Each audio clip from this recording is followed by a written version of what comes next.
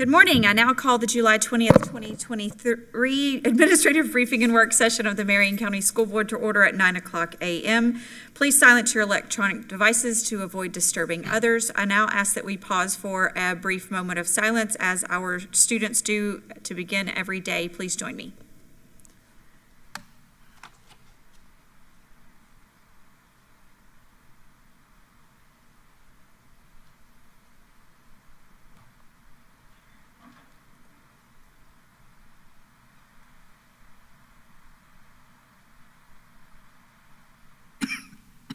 Thank you.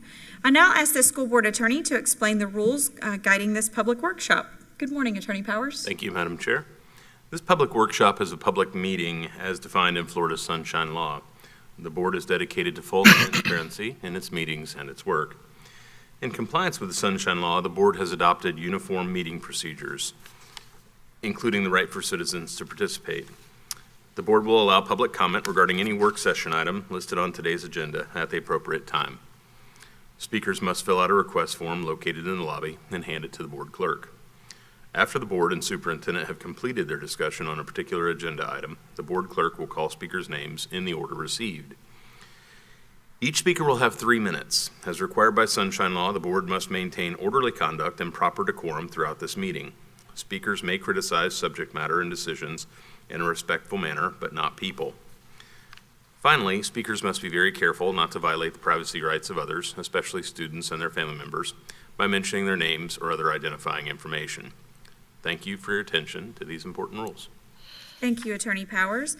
Ms. Martinez Lopez, could you please provide the proof of publication this morning? Good morning. Good morning. I apologize.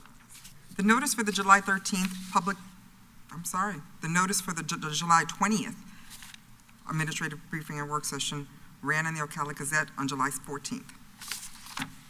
Thank you so much. So we will now begin the public workshop with the superintendent's administrative briefing. Good morning, Dr. Gullett. Good morning, Madam Chair, members of the board. Very nice to see you all today. I have just a few updates. We'll lead with very often people will comment about what we're doing in the summer, because sometimes people think that a lot of our staff are off, and while our teachers are, they're also busy working. But last week, we had a Principals Institute I started to allude to and decided to hold it till this week, engaging in a full day of learning, and almost every single principal was there in July. And great day of learning with Tier 1 instruction focused on strategic planning for the year, engaging with all of our operations and departments to support student success. So I want to thank them all for their lively and energetic and great participation. Monday, we kick off, and it's all too soon because July is slipping by so quickly, but we will kick off and I'll be welcoming new teachers back for a new teacher boot camp that we're holding at Fordham this year. So again, summer is quickly going by, but our teachers, and especially our new teachers, are going to be coming on board and learning and engaging in how to help our students be successful this year. I am pleased to share that our career fair, which is the second hometown hiring event, was held, as you know, at 3 locations, and we far surpassed last year, and we had over 500 attendees across 3 locations yesterday. And I've already heard, late breaking, that we've already processed 50 new employees already in that short time, and many more in the pipeline. So that's just a quick turnaround already, but 50 have already been processed. So really appreciate the team and everyone who came out, and all of our folks that are learning how wonderful it is to be in Marion County. Last but not least, I am urging everyone to please check with your neighbors. We need our students registered for school. August 10th is the beginning of the school year, and especially for those who are coming into kindergarten, sometimes there's a delay in getting them registered. We want them registered now so we can get them in class and get them ready and get them ready to learn. But all of our new students, and we are looking forward to have everyone back on August 10th for the first day of school, which is just a few short weeks away. So thank you. Thank you, Dr. Gullett. Moving on to item 3.1. So thank you again, Madam Chair, members of the board. I'm pleased to have Ms. Devitt come forward. This is a follow-up. The Reddick Neighborhood collaboration is a follow-up to a conversation we had approximately about a year ago about the Reddick area and the former school, the gym out there. So Ms. Dibbick is going to provide a follow-up to that. Thank you. Thank you. Good morning, Chair Campbell, Vice Chair, board members, and Dr. Gullett. This morning, you will be provided an overview of a proposal to establish a neighborhood park in Reddick. As Dr. Gullett said, while this item was addressed at a work session last year, recently Marion County sent an MOU over regarding the proposed management of the future Reddick Park in the town, which is attached to this agenda item in board docs. Mr. Hurley, the district's Planning and Governmental Relations Manager, will provide a historical overview of the site particulars and park project, along with board considerations moving forward.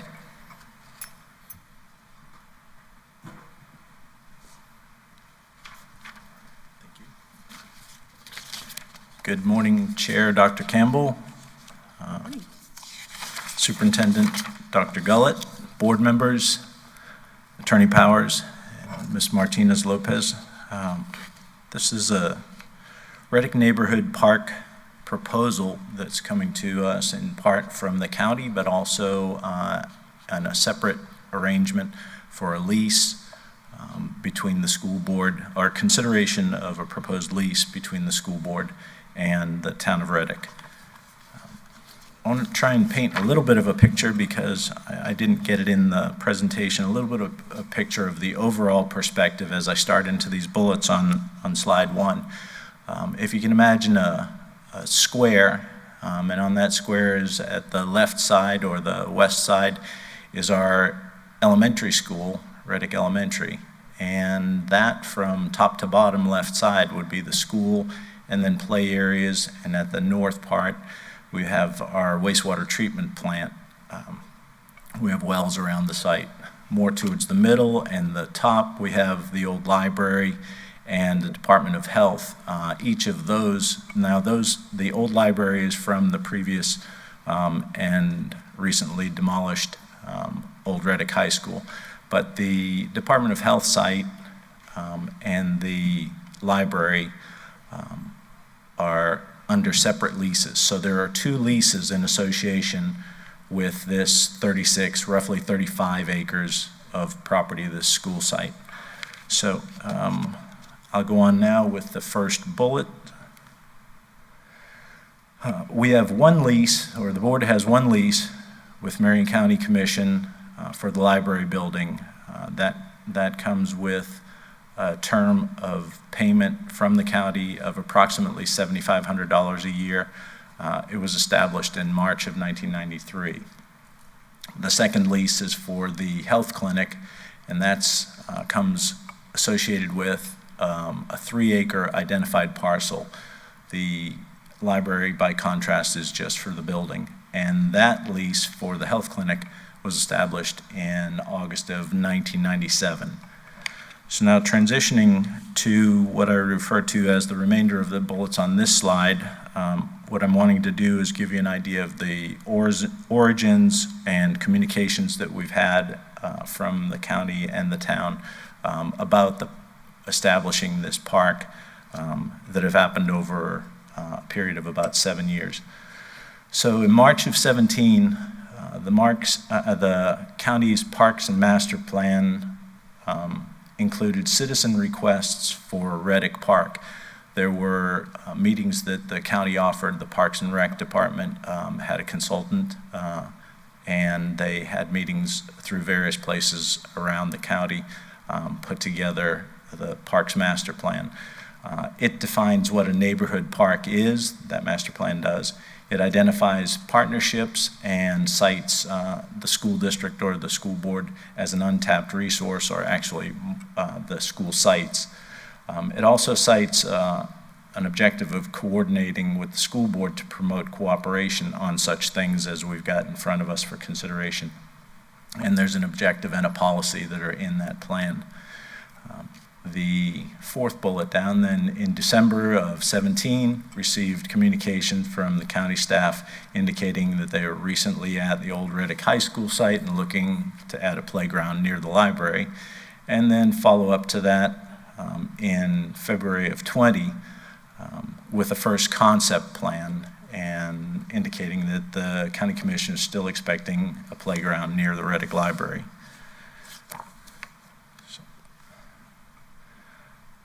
To continue the history, and I'd call these more recent actions, in December of '21, we demolished the old Reddick High School. That was completed in December of '21. And by April of '22, we had the work session that Ms. Debick referred to last year, where you considered the proposal or the request to indicate an interest in participating or collaborating in association with there being a grant deadline for monies that were available to the town or the county. By April 13th, the school board attorney issued a letter of intent to the town, and then in December of 2022, we received a draft lease of the agreement, a draft of the lease agreement, I should say. And that's one of the items that I believe you'd be considering today because of the coordination in this instance between the school board and the town for a lease on the property to be used for a neighborhood park. And the last bullet, by June of '23, the county and the town of Reddick have adopted their memorandum of understanding, and in following slides we'll look at some excerpts that I've just lifted directly from that. And to follow up with this slide, the document describes separate lease between the school board and the town.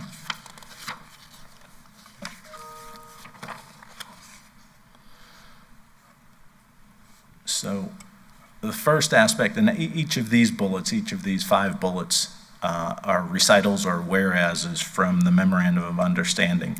And I'll just read them for the record. The town desires to have a small park on Marion County Public Schools land. The town and MCPS will enter into a separate lease. The town invests $150,000 and the county has $300,000 for this proposed project. The county provides the design, construction, safety, inspection, and play components with their repair and replacement. And then the town pays the cost of utilities, cleaning, and maintenance for the park after it's constructed and established. Moving on to a specific part of the memorandum of understanding between the county commission and the town, I've taken a direct quote from the slide, and I wanted you to have a look at this because it seems to me that it's something that you may want to consider the length of the term and or perhaps if this needs to be reworded at some point as go through the process. So this addresses the specific length of time that the MOU would last. So that's between the county and the town. But it says this MOU shall have an initial term of 20 years and thereafter shall automatically renew every 5 years for an additional 5 terms. Either party can terminate the MOU at any time during the initial or the renewed terms with 180 days advance notice or 6 months. So that all together as that rolls out, when I plotted it, it looks to me as though it sums up to 55 years, just so that you have that for context. 55 or 45? 25 plus 20. 45. 45. 45? 45. All right, my apologies. I didn't transfer my diagram, maybe I gotta. Okay, thank you, sir. Many years. Okay, so whether it's 45 or 55, but my point in pointing that up was that there's a bit of an inconsistency between what's proposed in the lease and what's in the MOU, and just that would need to be, or seemingly need to be reconciled somewhere along the way. So the term of the land lease, that's between the school board and the town, is proposed in the draft lease at 30 years. It could be terminated within 3 months or 90 days written notice. And the lessee, the town's use should be allowed with no fees, with construction limited to just park and recreation facilities. And the town would provide a certificate of insurance. I think that's something that may be up for consideration as well. I don't know, I believe the town and the board are both have sovereign immunity, so I don't know if that would be something appropriate in the lease, but certainly Mr. Powers could address that. The first concept plan that came to us in February of 20 showed a playground, a small, very small playground, small footprint, right up close to the library building. And I'm showing you this in the next couple of slides to show you how things have evolved over time, given that this has been underway for a while. In this subsequent park concept, it contemplated a walking trail. That's the kind of, looks like a black footprint there from left to right across the top part of the image. It contemplated a walking trail, as well as down in the lower portion of the photo, you can see the old gymnasium, and at the bottom middle, the old high school before it was demolished. In this iteration, the plan contemplated a playground tucked in there. At that time, it wasn't, it would be in the approximate location of the old gym. And you can see the parking lot just to the right side, just before the road. So at this point, this is the conceptual plan that I believe you're asked to consider. And in this plan, you have a feature, I'll start with around the outer perimeter. It's an irregular configuration, but you can see that that has a sort of dashed appearance to it. That's the area that's identified by a legal description that would be leased. It's approximately 2 acres, I believe. And on the left side, over nestled against the library, is a 2-stall bathroom. And then at the lower right from the bathroom there's another roof you can see that shows a potential future pavilion. The large oval in the top left, up near the library, is the main part of the park itself. In this case, the parking is not included, the parking area is not included in the site or within the boundaries of what's identified and proposed for the lease. And then this is just the legal description that sets out that boundary, the legal description in text at the top, and a map of it. And then to one of the closing sheets. So for school board consideration, number 1 is the school board could opt to do a standalone deal, which would be a free, in this case as proposed, would be no charge to the town, a free third lease, because you already have 2 previously, on the overall acreage, with no updates to the terms or costs of those existing leases. So you'd just be fitting this in the context of the other leases. And as proposed, you could terminate the lease with the town with 90 days written notice. And that's the proposal as it came from the county. A second consideration would be there could be a deal with some sort of linkage. That might be if there were any kind of a land swap or an exchange. If the county were inclined, it seems the way that it's laid out, that's not contemplated, but certainly seems that it's something you could contemplate. And third, the linkages, for example, might be a long-term lease of property owned adjacent to Hillcrest, and I don't say that as a specific recommendation, but rather just as an example, because it is something that any number of the board members have seen before and considered. And then lastly, for consideration, there could be a quitclaim of a specified acreage, perhaps 2 or more acres, to accommodate, narrowly address what the town needs, and then that would be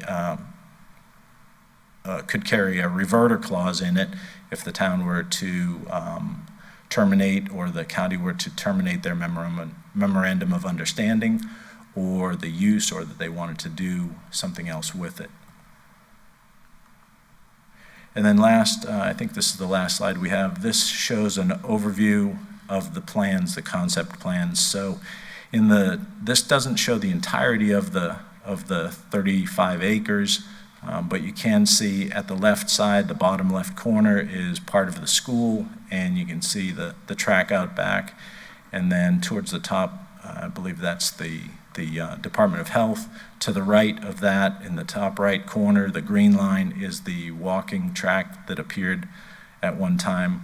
The pink boundary beneath it is the currently proposed boundary for the limits of the proposed park.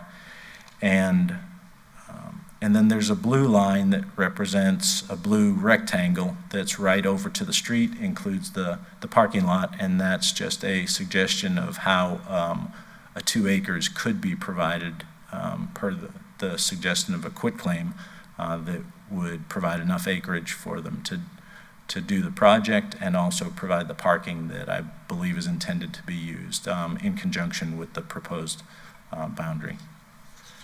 And that concludes my remarks. Thank you, Mr. Hurley. And board, we're happy to answer any questions that you may have. Thank you. Bringing it back to the board first, I know we have some folks here to speak to this item. Board, would you entertain the idea that we open it up to public comment before we have our comments, or do you want to Yeah, let's I'm go ahead fine and with that. speak? Yeah.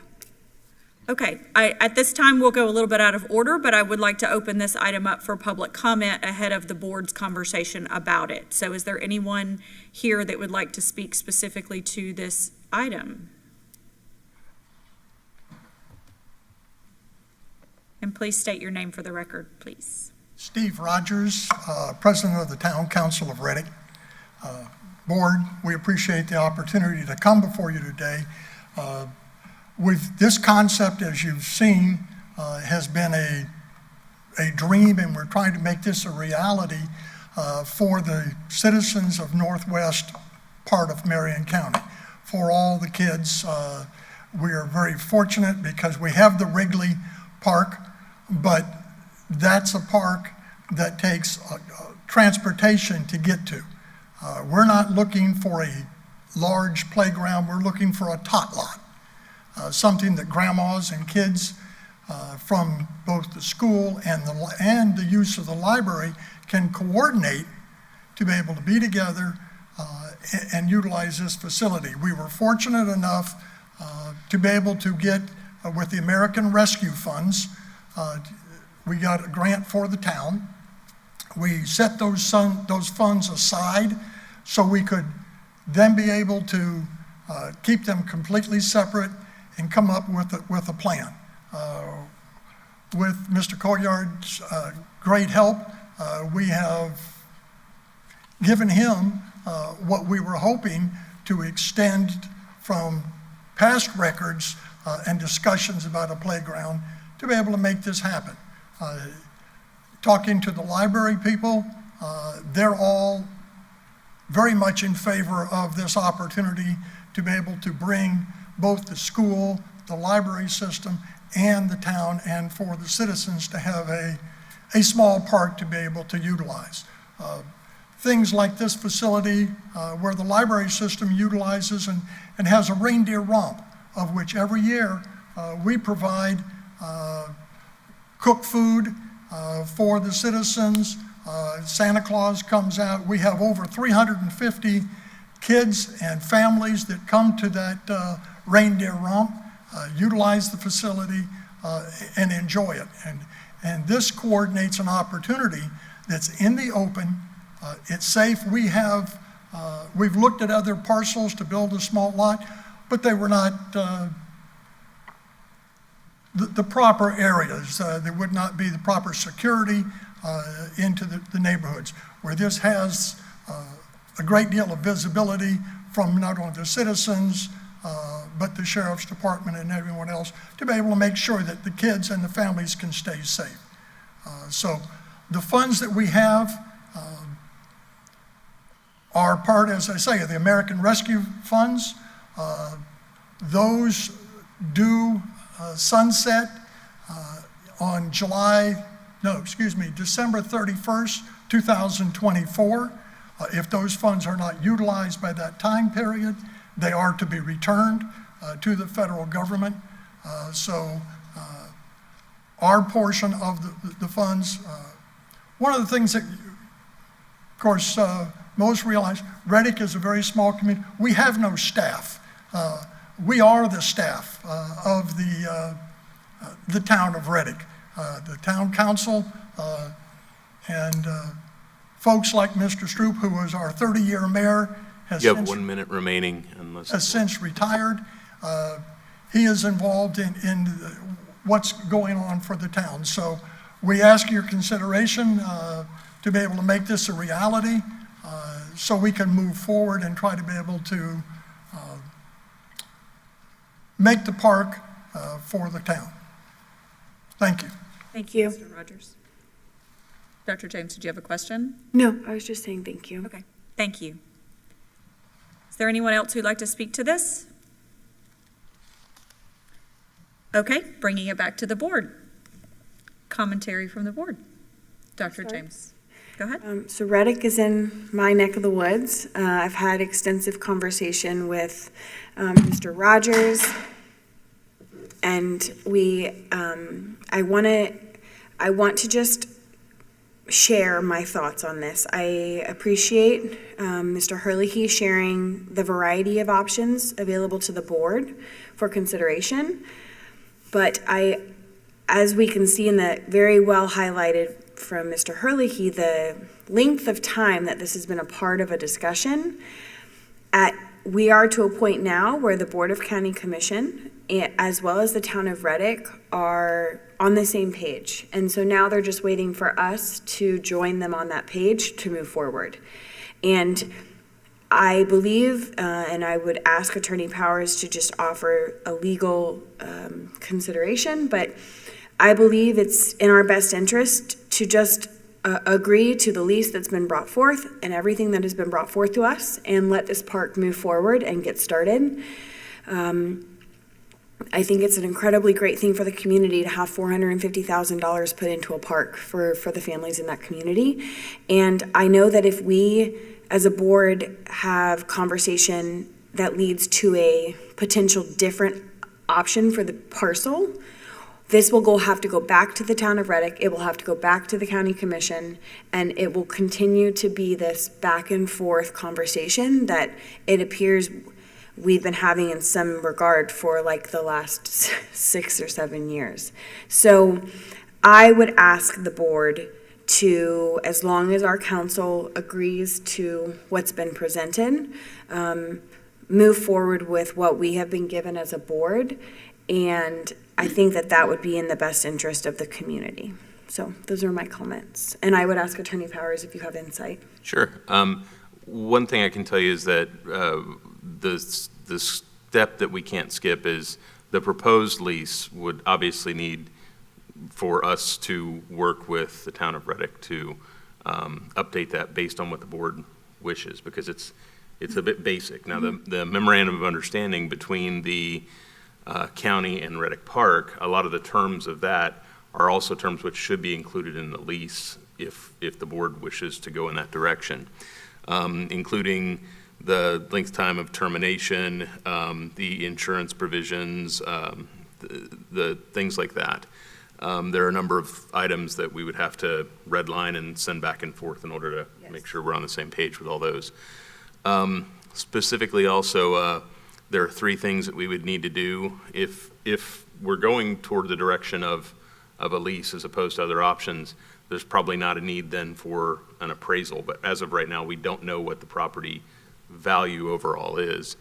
But for the 2 things that would be critical are we would need to do a title search and an acquisition search to find out when this land was acquired, were there any terms and conditions of the acquisition which make any difference to whether or not we can continue to use it for other purposes besides strictly educational purposes or not. My guess is there probably are not any restrictions. But the most important thing is we need to assure that this property is not included as subject to being subject to any of our bonds that we currently have. So if it's used as backing or as guarantee for bonds, then there are different ways that we can use it and ways that we can't. So that would be something that I'd need to check with our finance division and find out what those, what those terms are. So the lease the MOU essentially has a lot more information in it than the lease does at this point. And that leaves the lease a little bit open-ended for us to be able to incorporate terms from the MOU into the lease if that's acceptable to the board, or if there are additional terms that the board would like to see. And there are a few things that would just be cleanup items to make sure that we, have proper specificity within the lease. Okay. So, Shouldn't take, a very long time, but it needs to happen. So it's not we want to make sure that the lease spells out exactly what the land can be used for and how it can be used and what happens to structures on it, for example, making sure the termination clauses are in there, those sort of things. understood. Thank you for that.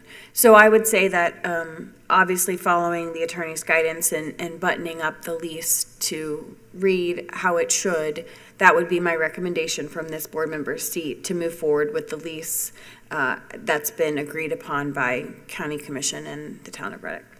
And I might recommend that once we have come to some agreement on the terms of the lease, then between the town and the school board, if that's the direction the board wishes to go, that we bring it back at another work session and just preview it for the board to make sure that the board, because I can't individually send it to each of you to sort of discuss. So I would then have the board give me input as to whether this is what they'd like to see and whether the edits that I've proposed are acceptable, and then we would set it for vote if that were the direction that the board wishes to take.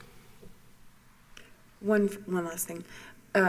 Would a month from now be an appropriate timeline to fine tune the lease? I would, for my end, yes. Okay. Plenty of time. For the town of Reddick, I can work with Mr. Rogers, but for the review of the lease, it depends on, I believe it was Mr. Callaway had been doing the, Mr. Klein, okay, I'm sorry.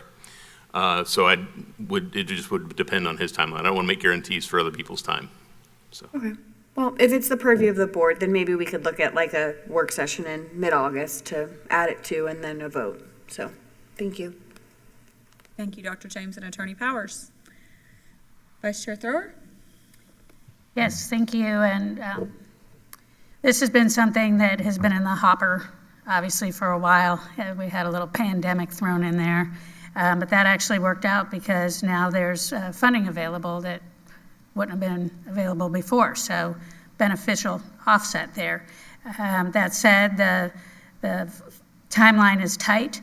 And so I'm all for incorporating the provisions, doing the necessary due diligence and getting this going. There's a part of me that's a little sad that the school already has a playground and there isn't a way, I guess, to incorporate it. The Jessica Lunsford Act has prevented us from, and just, school security in general, being what it is these days, have made it so much more difficult for our schools to share our facilities with the community. And I find that to be very sad. So I hope that in the future, as we design schools, which sounds like we're going to be doing, that we keep that in mind as far as having some kind of access available after school to prevent duplication, wherever we can. In this situation, it sounds like that's not possible. Thank you, Mr. Rogers, for mentioning security. I do worry about that. Playgrounds and open spaces and parks are wonderful, but they do need to be monitored. There needs to be a security plan, and it's certainly my hope that this will be a wonderful, vibrant space for children and families, and maybe there'll even be, other activities that no one's even thought of yet that will work out to be there. So I'm certainly of the mind to get this in place. December 31st, 2024 sounds like a long time away, but when you're trying to coordinate all of these entities and timelines and people's schedules, that time gets eaten up fast. So if we don't get it on our schedule and if we don't make this a priority, it is going to linger. So I'd just like to move forward with the recommendations, make sure it's right, it's tight, and let's get this going for kids. Thank you. Reverend Cummings? Good morning.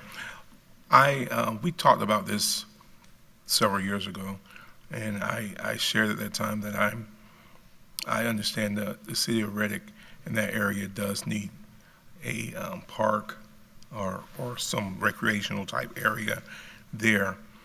My only concern here is with the MOU.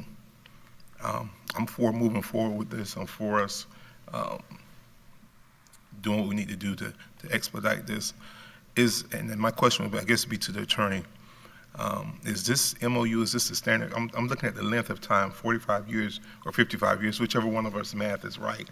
Is that standard for that length of a MOU? 'Cause that's my concern. Right. Well, the MOU is between the town and the Marion County. Right. So it has no effect Us. on us. So it would allow them to do what they need to do for one another for whatever term we gave it. I mean, their MOU would still be valid between and amongst them if we did a 5-year lease term, or if we did something completely different. It wouldn't matter it's not binding on us. Okay. So certain terms within that, and that's part of what the board would need to discuss today, would be, or at a future work session, would be, what term do you want it to be? Now, if we are moving in the direction of a lease, as your attorney, I'm comfortable with saying that a lease term can be up to the board as to how long it wants to be, so long as there's a termination clause in case we found that there was a need for additional construction or something like that that would cause us to have a need to do that.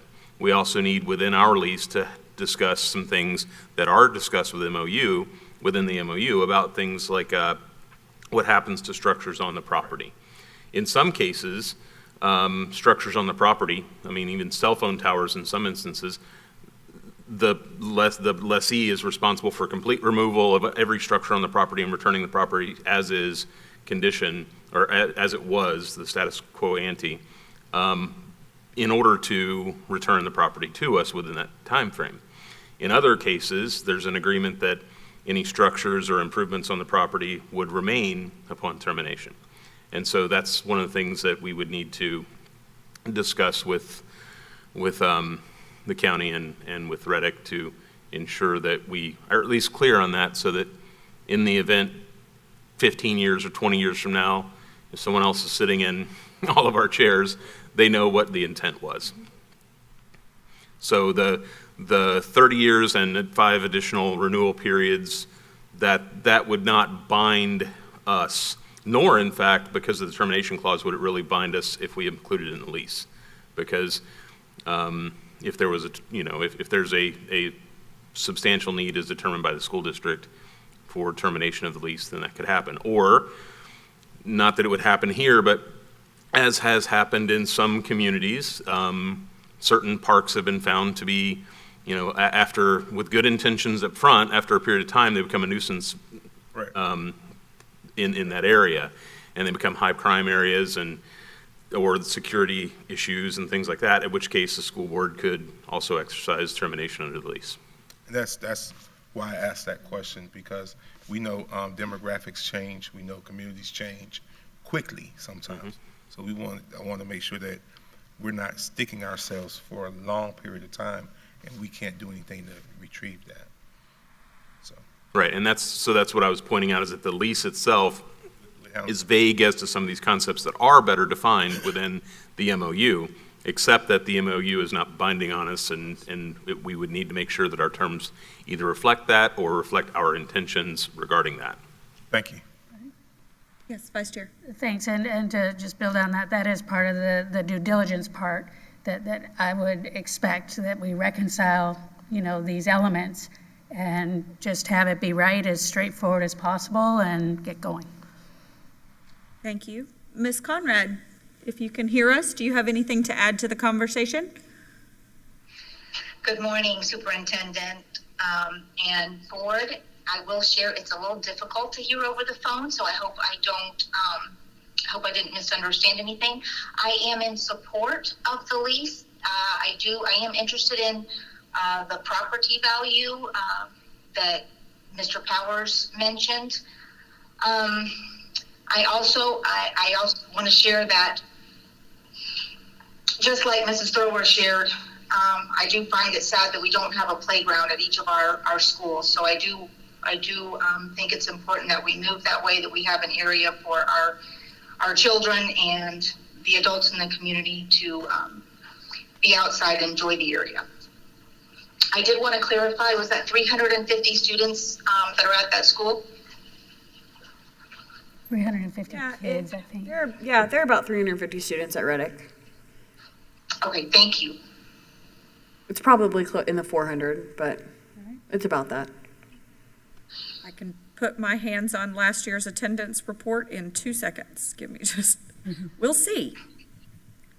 Okay, and I also had needed a little clarification about the safety, I believe Mrs. Thrower brought up, but I couldn't hear the her entire comment. From a safety perspective. So to answer your first question, Reddick, last year the enrollment was 339 based on the end of the year tallies. And the question about safety, I believe, might need to be something that is spelled out somewhat in a lease agreement of sorts, because whose responsibility that would be would need to be a part of that conversation. I think, Ms. Conrad, what you were referencing as far as Vice Chair Thrower's comments was a part of the Jessica Lunsford Act, and the fact that we as a school district are unable to, right now, the way our schools are positioned, to open up our school open up our school playgrounds because of the safety considerations within the Jessica Lunsford Act. I'm not certain if that's what you were referencing, but perhaps you could clarify your question. Thank you, Chair Campbell. I actually did not hear that portion of what she shared, so thank you for clarifying that. I just, in general, was concerned about how the safety of the children at that park, how that would be covered. And so I guess that's what we're working on tightening up for the discussion. Yes, I believe that could be a part. I'm looking at Attorney Powers. He's shaking his head that, yes, we could make that a part of the lease communication and information in the lease. Right, because security and maintenance are both contemplated by the MOU, but are less defined in the proposed lease. And I think that was intentional. I mean, the proposed lease is a bit basic and open, because it doesn't, it gives us room to insert the terms that we need if that's the direction the school board wants to go. Thank you. Ms. Conrad, anything else? That's all. Thank you, Chair. Thank you. And bringing it into the conversation, so hearing the board, it does appear that the board is interested in moving forward in a lease. And I can concur with that. A few things that I would like to see is that the lease terms align with the same terms as the MOU. So if the MOU between the county and Reddick is 20 years plus 5 plus 5 plus 5, I wouldn't see that this board's lease needs to be any different than that, perhaps, if not something less than that. So that would be my opinion as to where we could start on that. I do find it interesting, there's 2 points here. I know Ms. Conrad actually just mentioned the value of the property, which we do not know, and at this juncture would not necessarily need to know. But as we're heading into another conversation immediately following this about cash that we're going to need for new construction, and understanding that any piece of land is an asset to the school board, entering into a free lease for an extended period of time does cause me a bit of pause, understanding that this land is an asset. Not knowing the value, but just sharing my own opinion about that. Additionally, I do find it interesting that Mr. Hurley, he put in the opportunity of potentially a linkage or a three-way land swap or whatever that would look like. He's listing it as a linkage. with an additional long-term lease perhaps that Marion County Board of County Commissioners could enter into the school board with the Hillcrest land that the school board, that's probably about 2 acres, I'm not really sure, maybe even less.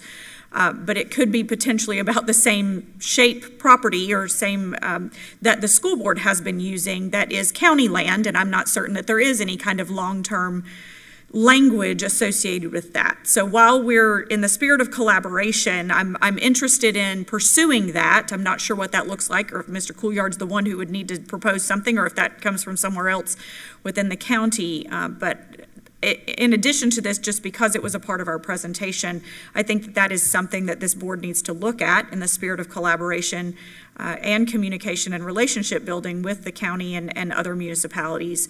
However, it does seem to be consensus among the board to move forward with language of a lease and what that language might look like for us, understanding the other terms that Attorney Powers has brought forth, mentioning if this land is used as any of our current bonding, or if it is proposed to be used, should we move forward with bonding of any new future facilities, and those kinds of parameters. So if we could schedule this, Dr. Gullett, for another work session in August, perhaps having some language like that spelled out with communication among the county, Reddick, and the school board in that time frame, so that we can move forward and make sure that Reddick does have something in place where construction can happen in the next 12 months for them, so that they could have all of that money spent that they're receiving from the government.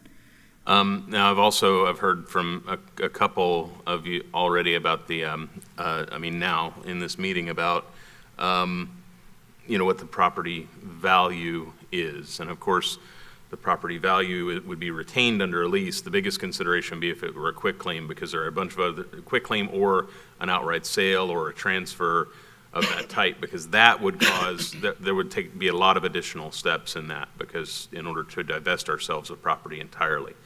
But if the board wishes to have an appraisal, even an informal realtor's appraisal of the property prior to entering into it, I can get that in motion. Otherwise, realizing and recognizing that it is terminable under a lease, we retain the property value, whatever it is, whether it's $100,000 or $1 million, we retain the property value. So, and it may potentially even increase with improvements, and we'd have to discuss disposition of the improvements that might occur.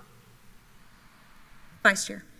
Thank you for that, and thank you for confirming that we will be retaining ownership, of this property. So I don't see any reason to get an appraisal at this time, because we're not talking about selling it. And again, we're thinking about doing what we can to get this long-time conversation really moving. And I love the idea, personally, of looking for all of these opportunities, including, Hillcrest, where the therapeutic riding has been for more than 30 years.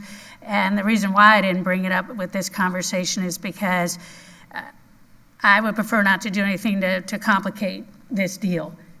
However, I think that it's a great statement to make, that we are looking for any opportunity that we can to work together with our government partners to make things better for this community and, by extension, our children. So I'm ready to move forward. Thank you, Vice Chair. Dr. Gullett, I see you leaning forward. Wow, thank you, Madam Chair. I was just going to confirm we could add this agenda item to the August 17th date if Attorney Powers feels he will be ready for that. Otherwise, it'll be September, and I don't hear the board wants to delay on that, so I just wanted to bring that forward. Thank you. August 17th, Attorney Powers? Yeah, subject to what I said before about, I'm sure Mr. Klein's a very diligent attorney, so I can speak with him directly or get things back and forth with him quickly. But for all I know, he may have a cruise scheduled, so I don't know. Put it on there, and if we have to. Right. Sure. Dr. James. So just to confirm it and to make sure Mr. Rogers and we're all on the same page, the goal would be to get a lease that's buttoned up in front of us on August 17th as a board to review. And as long as the board is on board and agreeable, then it would go to a board meeting agenda where we would vote on it. And once that vote was finalized, we would be then kind of hand the torch back over to you, and you guys with the county would move forward with the project. Is that accurate? Right, yes. Okay. And that would, by putting it in that sort of form, then that gives another opportunity for, after we believe that we have reached some agreement everyone can live with, then we bring it to the board and double check that that is indeed what the board wants, and anything else the board wants then gives me that last opportunity within that week or so to make small tweaks or changes that might need to happen. So, Wonderful. So hopefully we can get this buttoned up before the fall kicks off and we can see a park in Reddick maybe by the middle of next year. Okay. Thank you, board. If there's no further comments from us, I'll open it back up for public comment if there's anyone else who wants to speak to this item before we move on. Seeing and hearing none, we will move on to item 4.1. Dr. Gullett. Thank you again, Madam Chair, members of the board. So Ms. Dobbins is going to come forward, and she is going to provide, again, some additional updates as they pertain to the growth presentation prior and some other items regarding maintenance. So thank you, Ms. Dobbins. Wonderful, thank you. Good morning, Chair, Dr. Campbell, board members, Superintendent Dr. Gullett. Today's topic is a follow-up from the May 31st work session. The presentations attached to today's agenda are from the May 31st work session and are for reference purposes only. As a recap to the 31st work session, the board gave consensus to move forward with building in the next 5 years 2 new elementary schools in the southwest area of the county, new classroom wing additions and cafeteria expansions at Liberty Middle, Horizon Academy, Hammett Bowen, and Marion Oaks Elementary School, a new high school in the southwest area of the county, and a new technology data center building on the Phoenix property. The total amount of this new construction is estimated at $214.7 million. As an update on these projects, the selection process for architecture and design, as well as construction management, has already begun for the 2 new elementary schools and the technology data center. We have also begun surveys and have discovered in the environmental assessment for one of the new elementary schools in northwest Marion Oaks that we have gopher tortoises needing to be relocated since they are a protected species. The facilities department continues to work very diligently through this development and is focused on expediting all of these construction projects. As for today's work session, the board wished to have further discussion on the addition of classroom wings at schools located in lower density growth areas. These additional wings and cafeteria additions included Bellevue Middle School, Harborview Elementary School, Ocala Springs Elementary School, Ward Highlands Elementary School, and Maplewood Elementary School. This new construction is estimated at $33.7 million. The board also wanted to discuss the replacement of Lake Weir Middle School.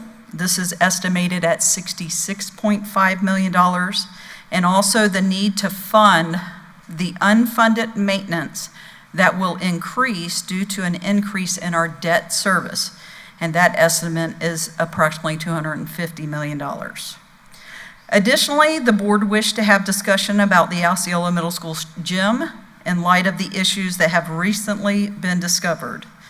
With that said, that concludes my recap, and now I turn it back over to Superintendent Dr. Gullett. Thank you, Ms. Dobbins. The board, we are happy to answer any questions. I have a question. So how much is it for the Osceola Middle School project? Do we know that? Yes, sir. We're targeting around $7 million plus design, so approximately about $7.5 million if we were to build a new Osceola Middle School gym. Chair? Dr. James. Referencing conversations Ms. Dobbins and I have had, I want to try and make sure I'm on the right track here. So we're already moving forward with, I think the number was $216 million for the high density. And the conversation the board had, I believe at the May 31st, was to go ahead and move, our financial advisor advised us we could take a loan for a certain amount of money. I think $300 million was the top of that amount to pay for that, those high density growth areas. Is that correct? That is correct. Okay. So we had said as a board that we wanted to understand what we were going to do with impact fees before we move forward with low density. Was that what we said as well in May? Yes, ma'am. Okay. Seeing as our impact fee conversation has delayed, I'm not sure that we're at a point where I know I want to make that decision, because I do agree with the board that we wanted to make that low-density growth decision once we knew whether impact fees were going to happen or not, and we don't know that yet. So I personally don't feel comfortable giving a check mark to moving forward with low density just yet, because I want to kind of secure some funding sources before we do that. And that would include the Lake Weir Middle rebuild.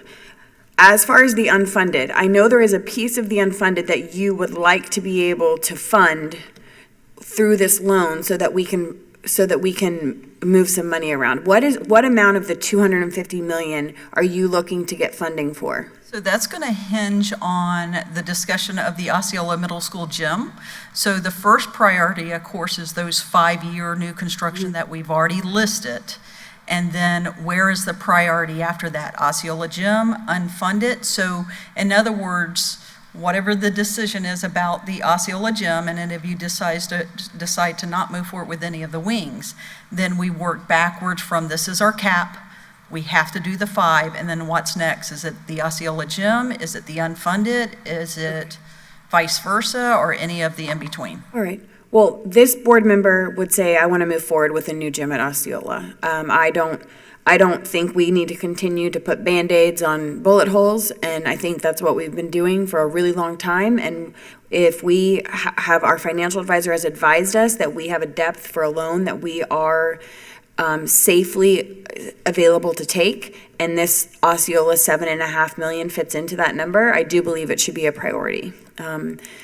It's due time. So this board member could get behind a new gym at Osceola Middle, and then I would love to see a prioritization of essentially the remaining, what would that be? The remaining 70 million or so of unfunded to try and siphon in there. So that's where I'm at. Thank you, Dr. James. Madam Chair. Reverend Cummings. With that being said, thank you, Dr. James, for saying that. Are there any other projects that precedent or take priority over the Osceola gym right now? Because once we've had some comments that have came forward about the Danilo Middle School gym. I don't want us to prioritize something over Osceola over something else that was more needful. So in my professional opinion, this is the only gym that we are unable to play athletics. So our volleyball and our basketball must go to MTI to play their games. All other middle school gyms have the ability to play games in their own gym. So to me, that would put this gym over any other gym in our middle schools. What about any other project? If we are able to do some of the unfunded, we are able to maintain our maintenance on our facilities as we move forward. That will always continue, but there is nothing that has significantly popped up like an emergency like the Osceola gym has. Thank you. I want that to be put out there because people oftentimes think that we skip, people move things around to accommodate, but we want to make sure that we're saying that we are hitting the priority first. Yes, sir. Thank you. And shortly coming, you'll have that 5-year plan. And as you know, that 5-year plan is a process of prioritization, and we'll explain that at that point. Thank you. Vice Chair. Thank you. I am all about fitness and making sure that every school has a usable gym. The board may not be aware that Oak Crest Elementary School has no gym. They don't even have a covered place for the kids to play, and that is a high needs area, talking about access for the community. So my question would be, yes, putting Band-Aids on bullet holes has been the way we've had to do things by necessity. I think we can all sit in here and probably be in the majority by saying we don't have landlines anymore. We receive significant funding from a tax on landlines. Well, that has dried up, and although we have advocated and will continue to advocate for our legislature to just go ahead and repeal the landline tax and consider replacing it with a tax on cell phones so that we can get some funding for maintenance of our aging buildings. I think the average is at least, 30 years old or more? We have over approximately 75% of our schools are over 30 years old. I mean, this is a problem, and impact fees are not going to take care of that. I think about Spar Elementary and the tremendous needs that they have in a low-growth area. Impact fees wouldn't help us with that, right? Correct. So my question is, in replacing the Osceola gym, $7.5 million, versus repairing it to at least get the kids back in there in a covered, air-conditioned spot, what would we be looking at money-wise? To repair it? I think that we haven't received that repair list. I really would prefer to send you that information once we've had time to vet that. Okay. Either way, the gym will be closed all this year, whether we build a new one or find a way to fix it. Yes. Okay. I mean, neither of them are, replacing it would obviously be optimal, but I just wanted to draw attention to some of the other challenges that we have. And there is a perception in the community too that some of our outlying schools. I understand. Can I ask one thing? Can you bring up the bathroom situation with regards to locker rooms? Oh, so the question came up because there was discussions about if we, expanded the gym or did anything in that situation. If we expand or remodel, then of course we're going to have to meet new codes, which significantly brings up the cost of repairs. But you also have to meet Title IX. So if you'll remember, that gym is the original boys' locker room. It was the boys' gym, and the girls' gym and locker room are actually in the basement under the auditorium of Osceola. So we would have to balance the Title IX in that as well. So hence, while you rebuild, you actually solve the Title IX issue, versus if you repair or renovate, remodel, and only do it for the boys, then you have to then do something for the girls as well. There's that. Ms. Dobbins, Vice Chair Thor brought up something about Oakcrest not having a gym. I don't think any elementary school has a gym, do they? 2 elementary schools have a gym. That would be Fessenden and Bellevue Santos. Okay. But they have covered, They have covered play areas. Not all. No, not all of them. not all, but There's There was- there's a lot. Dr. N.H. Jones doesn't have. No. But there was a plan for a gym for Oakcrest, or at least a covered area, but then when the recession hit, that got shelved, and the plans are still there. I'm sure they're outdated now. But again, just drawing attention to making sure that we're Equitable. looking at everybody. Well, based on what you just shared with me, it sounds like there's really not a good alternative to going ahead and, instead of putting a Band-Aid on the bullet, going ahead and biting it and just getting it done. Thank you, Vice Chair. Ms. Conrad, would you like to weigh in here, and then I'll have my comments at the end? Thank you, Chair. I appreciate that.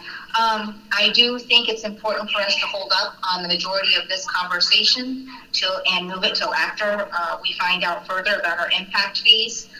And I appreciate the needs that we have at Osceola Middle School, but I am in line with what Mrs. Thrower said about there are just so many needs across the district.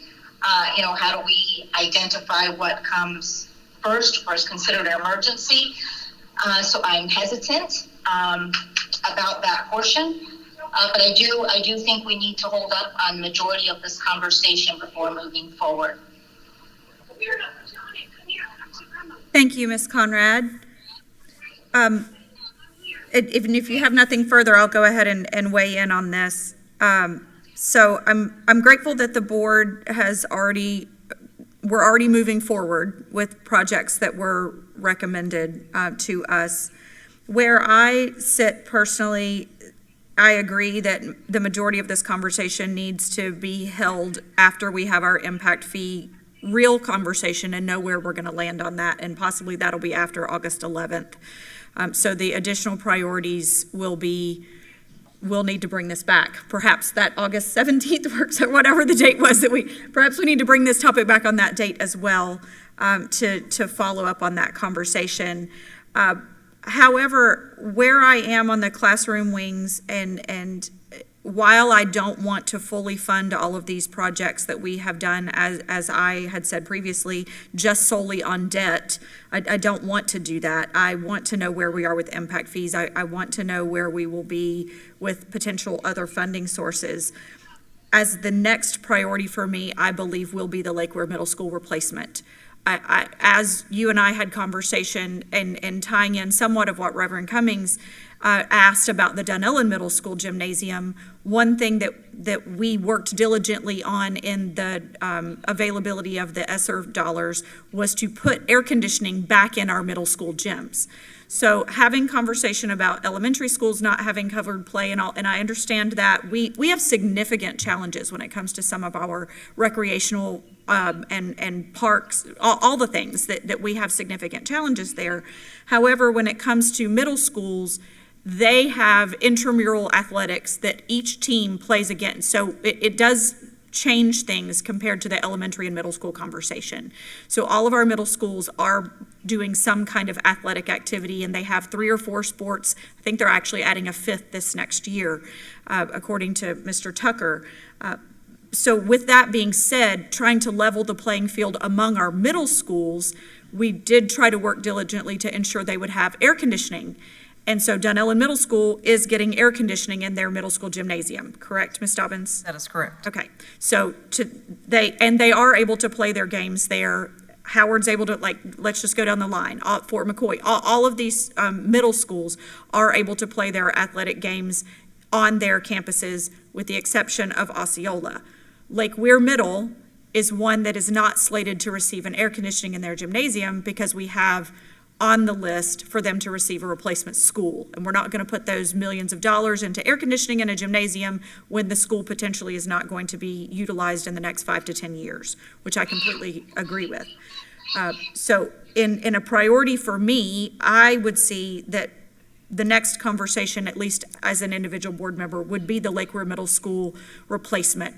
We do have a couple $1 million left from, I know it's not much, but we do have a couple $1 million left from the original sales tax that actually had Lake Weir, the middle school DD, on the sales tax ballot initiative. So we do have at least a couple $1 million to get started on that particular project.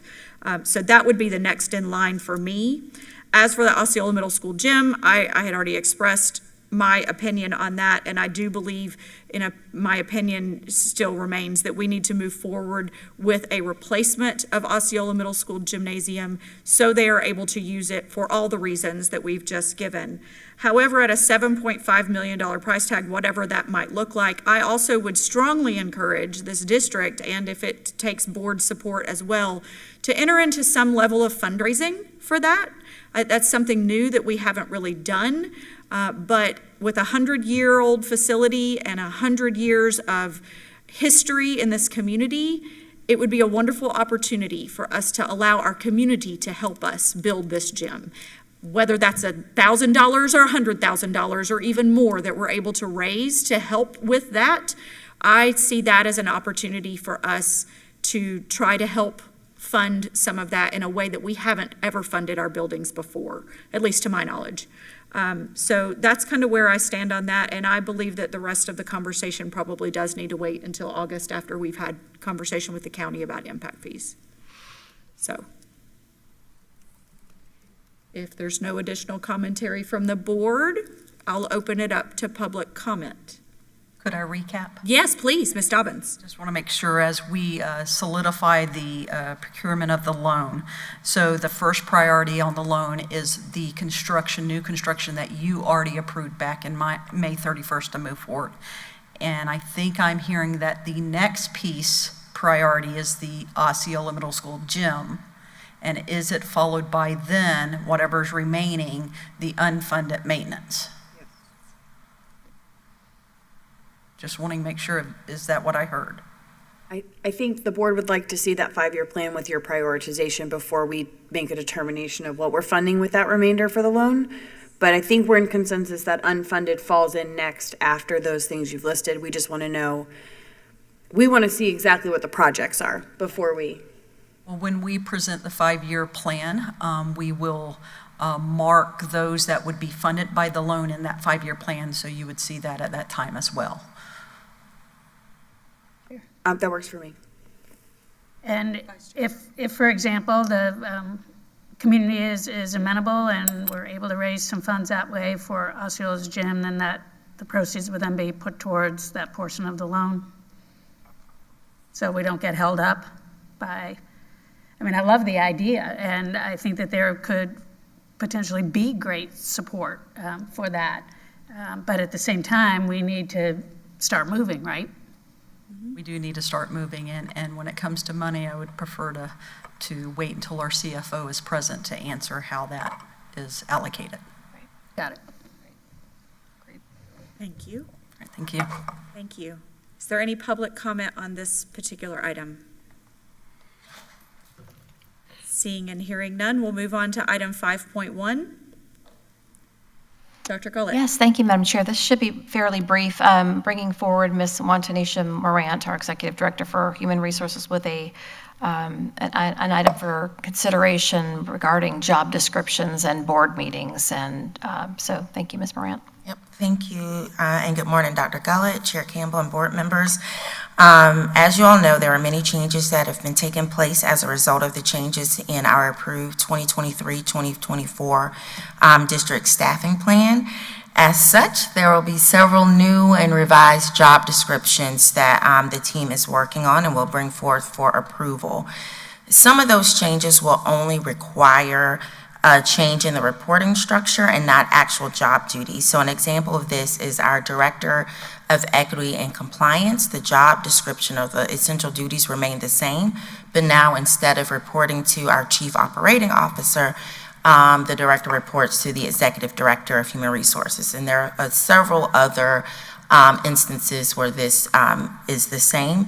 And so my request to the board this morning is to be granted permission for our team to make those clerical changes, you know, like the example I just gave, without having to bring it before the board for approval on the consent agenda in our board meetings. Thank you, Ms. Morant.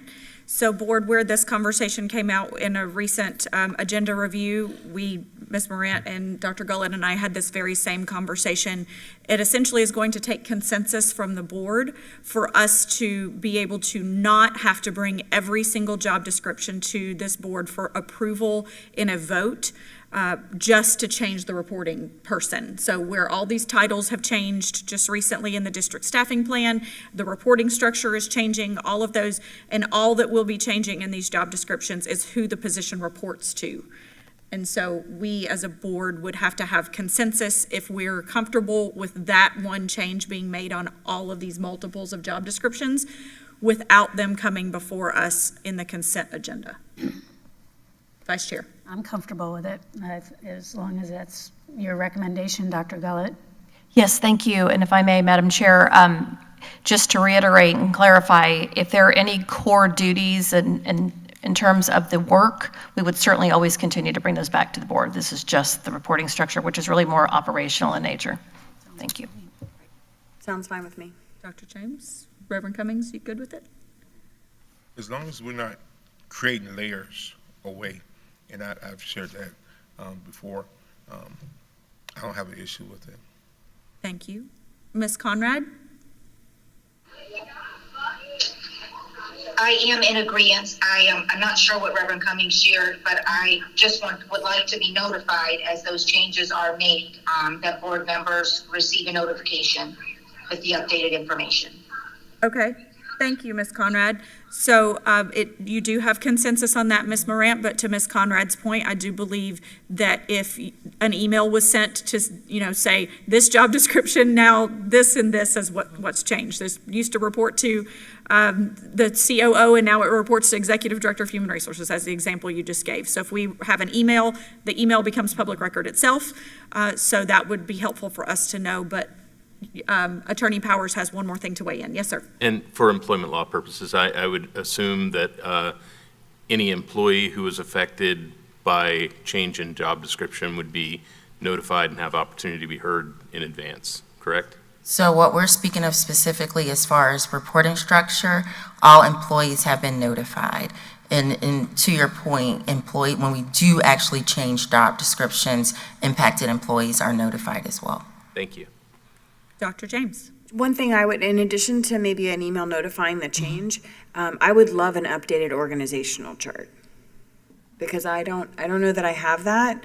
And we have had some shifts in reporting structure, and I try and respect reporting structure and give opportunity to have discussion to a variety of people in a lineage, I guess you could say, but I don't exactly know where all the pieces fall in this moment, so that would be wonderful to have. And I know Ms. Debick and her team, they are working on that, so that should come forth soon. Okay, thank you. Dr. James, and thank you, Ms. Moran. I know that previously that has been held on our website under the superintendent's tab. You could find it, but I know there have been changes, and so as soon as that's updated, Dr. Cullen. Yes, I was leaning forward to say thank you, Ms. Moran. I was just going to confirm, yes.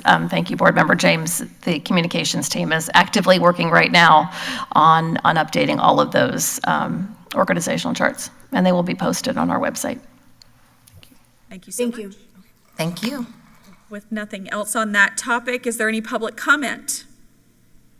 Seeing and hearing none, thank you, Ms. Morant.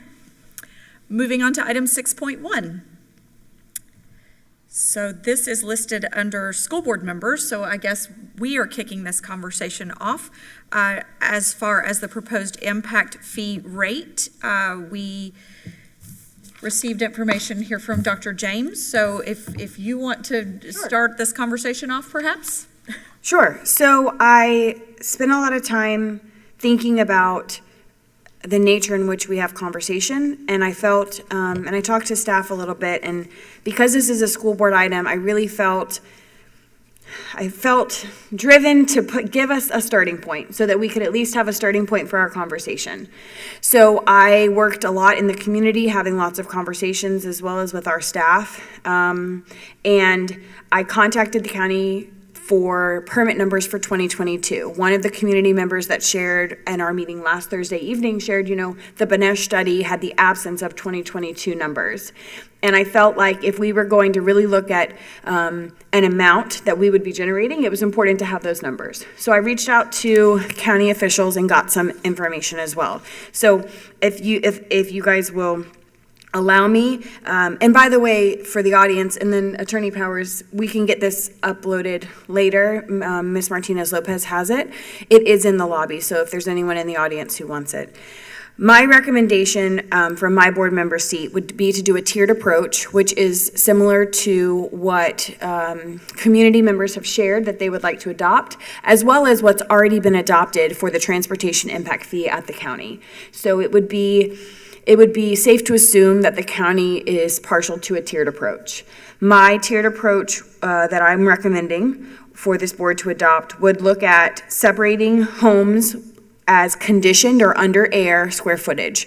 So when you look at permit numbers and a basic report that I was given to start shows me an under roof square footage, but that's not an under air square footage. And in conversation with people who are selling the homes, it's important to show that difference because a garage and a porch may add, it could add 600, 700, 800 square foot easily to a house. And so a home would go from a 1,700 livable to a 2,400 under roof, which is different. So my recommendation would be to take an under air conditioned approach for mobile homes and single family homes, starting at 0 square feet all the way up, and you all can see it, but I'll say it out loud for the record. So 0 to 1,499 square feet of conditioned or under air, we would adopt at 10%, which is $1,069.39. And that is 10% of the number Benesh has recommended, which is $10,693. We would then do 1,500 to 2,299 square feet, adopting at 25%, which is $2,674.50. Transitioning to 2,300 to 2,799 square feet, adopting at 50%, which is $5,346. 2,800 to 3,499 square feet, adopting at 75%, which is $8,019.75, and anything 3,500 plus under air would be adopted at 100%, which is $10,693. In addition, for mobile homes, we would follow that same adoption at 0 to 1,499, adopting at 10%, and 1,500 plus square feet, adopting at 25%. And then with multifamily homes, we would be adopting based on bedrooms per unit. So 0 to 2 bedrooms, so that's a studio, a 1-bedroom, or a 2-bedroom, we would be adopting at a 10% per unit. And 3+ bedrooms, we would be adopting at 25% per unit. The second half of the page details the math that I was able to create based on the numbers I've already received from the county. The attorney, I'm going to ask for guidance. I am going to get updated numbers from the county. I didn't have them by 9 a.m. this morning, but I will have updated under air numbers. And I would like to update the math for reference once I have that and maybe share it with the attorney to somehow get to the rest of the board members just for reflection. But I felt like it was important for us to understand how much money would we have generated in 2022 had we had this plan in place. So there were 5,762 permits filed for single-family homes that had square footage indicated. There were still some permits filed that did not have square footage indicated, so the number is greater than that. So while Banesh told us the average was 3,500, it's important to note that just single-family homes in 2022 was 5,762. So based on the math that I presented, now remember, this is under roof square footage, not under air square footage. So these numbers will be a little bit lower when you slide that scale back and take that, that home that's 2,700 under air, which is really, 2,000, 2,700 under roof is really 2,000 under air. So it's important to just keep that perspective. But if we followed this math, we would be looking at having collected $30,248,229.80 in impact fees for single-family homes. Then mobile homes would have generated just south of $1 million, and I don't have the multifamily numbers because the report wasn't given to me with, I did not articulate what I was looking to receive from the county most effectively, so when I get that updated report, I'll be able to share those exact numbers. It's safe to say that even with sliding it back, we would be looking at well over $30 million in impact fees if we accept this, and the rates of filing for permits continues. And so I think that as I listened to the community, the things that I heard was we need to continue to respect the workforce housing. I've had the conversation. I'm not going to call it affordable because I don't believe it's affordable for the average family, but I will call it workforce housing. So I want to be able to afford that concession to our builders and our families, because ultimately the consumer is the one that's taking on this fee. It's while the guys that are building and women who are building the homes are the ones paying it up front, generally speaking, it's a pass-through to the consumer. So I do believe that this takes into account what we're looking to accomplish. It gets us essentially south of an elementary school a year, which we have a lot of work to do. We just heard Ms. Dobbins share we have $216 million in our 5-year plan with the 2 elementary schools, the 4 wings, and then the high school. And if we're able to do $30 million a year for the next 5 years, that puts us at 150, which is not a horrible place to be.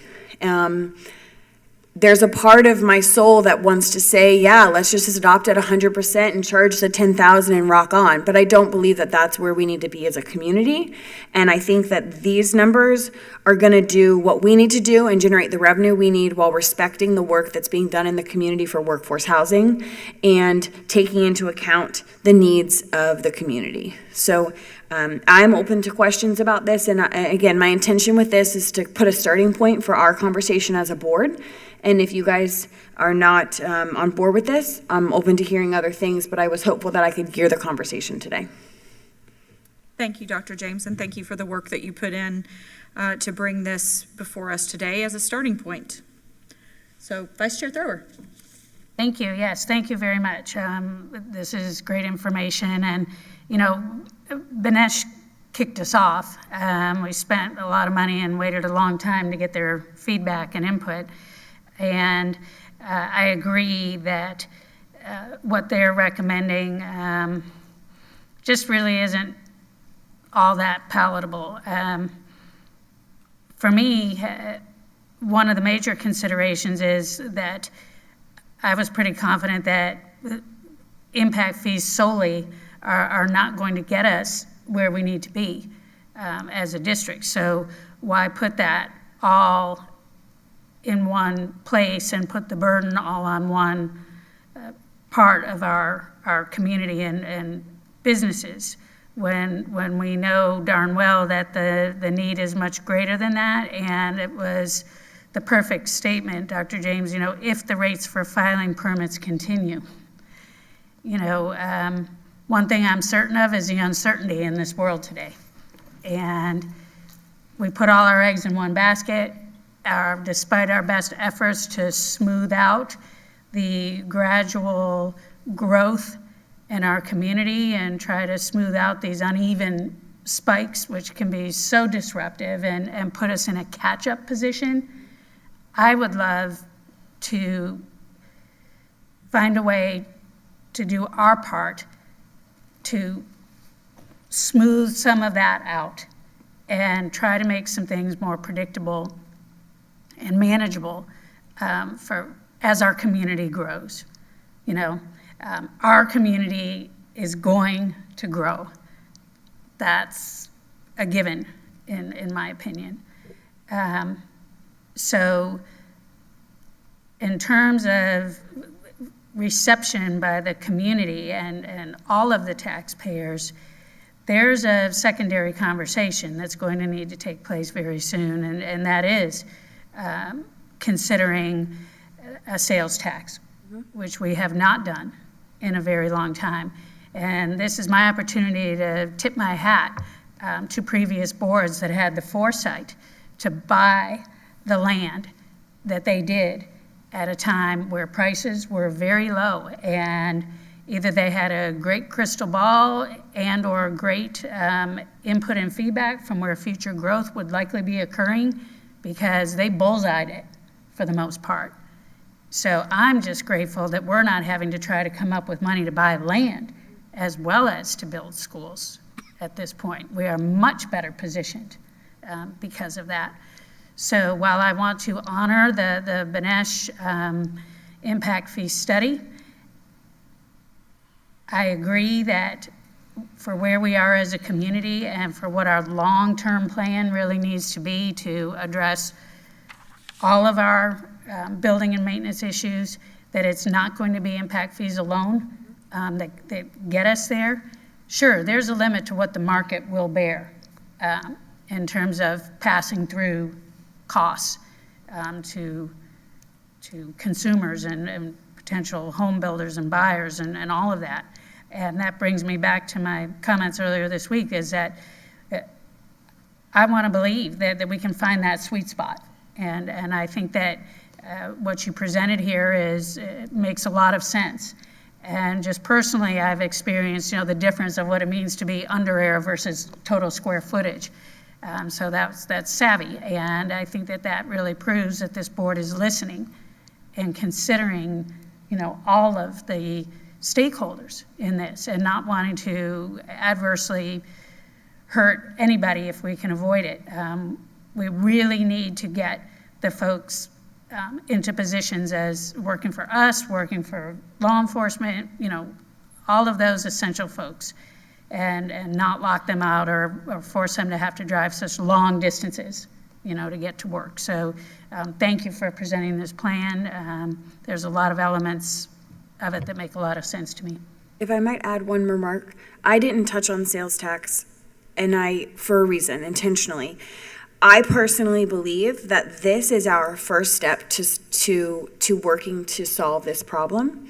And I think this board member believes that I would like to address impact fees as the first step in a very long conversation that will hopefully be solutions that are going to solve problems for the next 20 years. And not problems, I don't like that word. Somebody in the audience told me not to use the word problems. So I can't remember the word.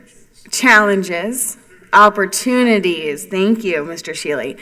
So, because it isn't a problem, it is what we are experiencing, and it's just the honest truth of where we are. So, I believe that the best place for this board to be today, and as we enter on our joint meeting with the County Commissioner on August 11th, is to focus on this impact fee and let's solve this first stepping stone. And then we will work with community organizations like the CEP to determine where our community sits with a sales tax and what that next step looks like. But we have to get this first step started. As Ms. Dobbins did a very good job of portraying, we got $260 million in the hopper. It's happening either way, and we're taking a loan for it. But all of that is in high density area, which more than likely impact fees would have a great effort in debt servicing. So we're really, this could be a really great starter solution, not in-game solution. So, and I didn't touch on that, and I thought it was important because I appreciate you bringing that up. So I would just ask this board to focus on the impact fee conversation today to solve this first piece of the puzzle. Thank you, Dr. James. Reverend Cummings. Thank you, Dr. James, for bringing this forward. I can see that you put a lot of work into it. While I looked at this and I looked at others, I do agree that we have to have, or the conversation I've had with community members in regard to this, is that there has to be some type of a tiered plan going forward. And looking at it from, whether you're looking at it from condition or number of bedrooms or whatever, however you're going to break it down, square footage, there has to be that tiered approach when we look at this.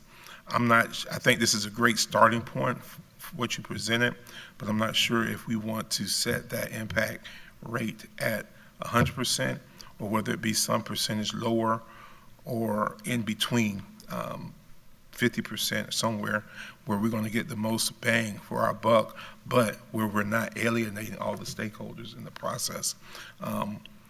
We want this to go forward in such a way that it's beneficial to the schools. We understand that this is not the magic bullet. This is not going to solve, as Board Member Thrower just said, and you just said as well, Dr. James, this will not solve all of our challenges, opportunities that are here, but I think this is a great starting point. I think we're going to have a little bit more conversations on where the impact fees are set at. I think the top 100% is what, 10,693 is the top. Ms. Thor said something,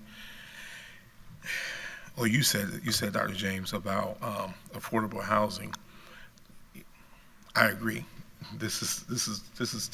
We're trying to have affordable housing, not let this impact affordable housing, but right now, I don't consider that to be affordable. I consider it to be workforce housing as well.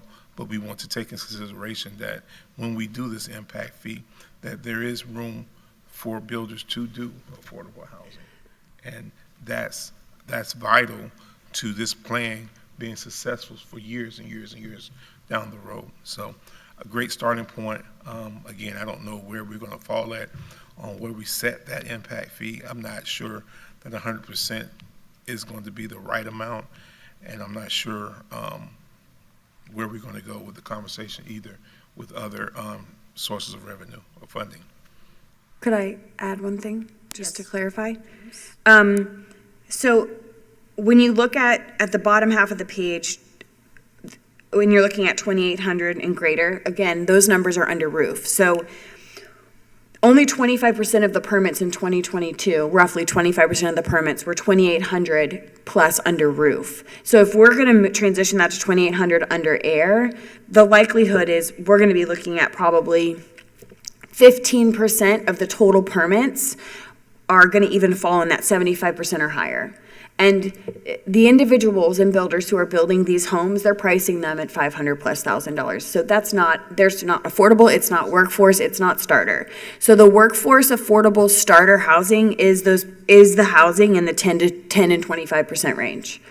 Those are the homes that are for the individuals moving to our community and trying to plant their roots. Homes that are over 2,300 square feet in conditioned space are priced currently in the market not to support workforce housing. So those individuals who would be looking at a 50% impact fee are not the people that we are also putting in the pile of workforce affordable trying to close that gap. So just to provide perspective there, I think that the plan is respectful of the fact that those homes under 2,300 under air are going to get that benefit of a lower impact fee, but building over that, there's probably a little bit of wiggle room in that price margin. Thank you, Dr. James. Ms. Conrad. Thank you, Chair. Dr. James, I want to tell you thank you for your work on this. It is reflective of the conversations that I've had the privilege of having out in the community. Really align almost perfectly with those conversations. And I'm also thankful for our community members that are watching out and being vigilant about preparing and providing a place for teachers and policemen and firemen. And so I'm excited about this plan that we have in front of us. I think it's a great compromise as we move forward in working together with other community members. And I think it's a great place to start. Thank you, Ms. Conrad. And thank you again to Dr. James for putting in this work on this, because this definitely gives us a lot of information and will certainly, if we can ensure after this, Ms. Martinez-Lopez, that this document that we continue to reference is uploaded for the public to see as well with this agenda item, that will be helpful. I know those in attendance have access to it, but we're looking at something that those watching at home might not have access to just yet, but you will soon. So in looking at, so this is terrific, because having this at our fingertips is great to be able to reference. Another couple of things that I am referencing simultaneously are the pages of our Benesh study, specifically pages 90, I think it's 92, 91 and 92, where it shows the impact fees in conjunction with or in relation to other counties around the state and where those counties' impact fees lie. We are aware that multiple other counties around the state have not had their impact fees suspended nearly as long as we have, because ours have been suspended for quite some time. And basically all of these other counties have had the ones that we're looking at least in these two slides, have had some kind of impact fee in place at least since 2017. So they've been moving forward with something. Just as another point of reference, the Lake County number that was included here at 12,000, their county commission did just approve them at 100%. But they do have a tiered approach, and I believe they start at actually 800 square feet and under. I was trying to get access to that directly, but so they have approved the top number at 100% at 12,000. So while I'm referencing slides 92 and 93 of this Benesh study, I also went out, something one of our public speakers said in our workshop last week alerted me to another reference to make, and that's to the National Association of Realtors.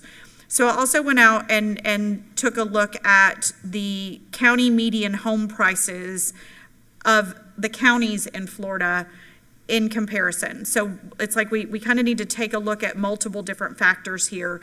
And so while we can look at all of these different counties and where they lie with their impact fee, I think it's also important to look in conjunction with what their median home prices are. Kind of to the point of the affordable housing, where I'm going to go, as Dr. James said, and call it workforce housing, because I had a conversation with someone just yesterday. Can anybody just build a $195,000 home? The answer right now is no, and I'm not totally sure why, but that's what the answer is right now. So while we're looking in conjunction with the impact fee and the homes that are being built and all of the square footage and the tiered rate, I see us also needing to have conversation with where Marion County lies as far as median home prices in comparison to these other counties that we're also looking at. So just for your information, the median home price of Marion County is about $50,000 to $75,000 less than Lake County, Volusia County, Brevard County. It's even $100,000 less. So with that being said, looking at our rate at $276,687, that's the median home price based on the National Association of Realtors Quarter 1 report for 2023, and all of these other counties at $355,000, $359,000, all well above $300,000. That causes me to say, individual board member, that while this Benesh study is certainly getting us a starting conversation, I don't know that I, individual board member, am comfortable with actually going, even at our top rate, at a full 100% adoption. I think I would be more comfortable with a 75% adoption at the top rate and then tier from there. And I may be fine with the tiers exactly the way Dr. James has presented them here, starting at the 0 to 1,500 or 1,499 square feet at 10% and so forth. But personally, I don't know that I'm comfortable with us landing at that 100% rate as our top rate. I could be convinced otherwise, but that's kind of where I'm going, just based on that median home price. And how while we need to look at other counties, we also need to make sure that Marion County is still thriving to be ahead of those counties. And that's one of the reasons I think the affordability, even though we're not really classifying as affordability, the affordability of Marion County is also why we continue to have this growth, because people are coming here because of it still doesn't cost as much to build a house here as it does to build somewhere else. And then with the multifamily conversation, I think I personally also would be more comfortable with actually having the tier at 1 bedroom, 2 bedroom, 3 bedroom. And so I don't know what those rates would be, if we're at 10%, 15%, 20%, or whatever, but I think we do need to have a differentiation between a 1 bedroom and a 2 bedroom, because in a lot of cases, that is the differentiation potentially between a single person or a couple versus having a child. Perhaps not always, but that 2-bedroom rate does seem to be different for me than a 1-bedroom and studio. So that's kind of where I am on that full thought process. I don't know what you board think of that, if we need to continue to have conversation about this. I know we do have the August 11th workshop with the county. We can present our full ordinance to them and say, here's what we're going to do. Now have us have conversation about it. Or we can go in a collaborative fashion and say, here are our thoughts. What are your thoughts? I'm not certain the full intent of a joint public workshop if it's not to have this kind of open dialogue. But I seem to have some conversations exterior from this board to seem to say that potentially the county is looking to see what our recommendation is and vote up or down on it. While we understand that other counties and other county commissions have not taken that approach, other county commissions have had conversations with their school board, and other counties have said, okay, well, they're recommending 100%, but we're going to actually adjust it down, and we as a county, who has the full authority to say one way or the other, is going to make that adjustment in their own ability and purview to do so. From what I gather, and I don't have this concrete, because this hasn't been said publicly, I believe, but I think the county perhaps may be looking for this board to bring forth a solid recommendation and almost a take it or leave it approach. So with that being said, we as a board, perhaps, if you all have gotten that same kind of feedback, we might need to land on something today. And I don't know that we're fully there yet, but before heading into August 11th, we need to have some kind of conversation. While I'm still commenting on that before we wrap this up and figure out where we're going to go, the sales tax conversation, while we may not want to have it, Dr. Gullett and I have a meeting with Chair Curry and his staff, at the county staff, to talk through that agenda for August 11th. And so if sales tax is not something that this board wants to have in that conversation, please let us know. We need to know that, because they, in the invitation yesterday, did include sales tax as a part of what they're at least putting in the invitation. And so we need to solidify what that agenda looks like in assistance with them. I concur that this is a piece of the puzzle. So the interlocal agreement was the first piece. It took a year to get the interlocal agreement back in place, something that hadn't been done in a dozen years in this county. And now that the county and the school board and other municipalities are all talking again, and it took a year, again, to get the interlocal agreement in place, now we're in this process of the impact fee conversation, which is a singular conversation, separate and apart from sales tax. They don't have to be had, the conversations don't have to be had together. But I would like to request of the board what your feelings are first on talking about sales tax on August 11th. And then secondarily, if we do need to land on something today, where is that comfort level? So sales tax conversation first, board. Vice Chair. Thanks. I would just like to suggest, since we have people in the audience waiting to speak to the impact fee issue, which may tie into some other things as well. I have no idea what exactly they're going to say. I would love to hear it. Okay. And that might help guide the next steps of our conversation and honor their time. And to your point of the median home price, I was actually going to ask and put on the spot Mr. Fabian and Mr. Aldana, if they could come down real quick. I would just like to ask their list price for homes, because you said 200 and, what did you say? 76,687 is the median home price for Marion County. Okay, 276,687. So I'm just wondering, of the guys who are building, and women, not discrediting them in the community, who are building homes, lots of homes in our community, and I can just do a head nod, guys, if you'd like. A home at 2,800 square feet and higher, is that list price above 276,687? Yes. So when we're looking at this median home price is going to fall on that 50 or lower. This median home price, a house listed at 276 under air, is probably closer to 2,200 to 2,500 square feet. Is that correct? Yes. So realistically, this median house price is going to probably put our impact fee at 25%. And I think that's really important to paint the picture of, because the amount of homes that are going to be built and sold at that 50% and higher rate is not going to fall at that median house price which you shared.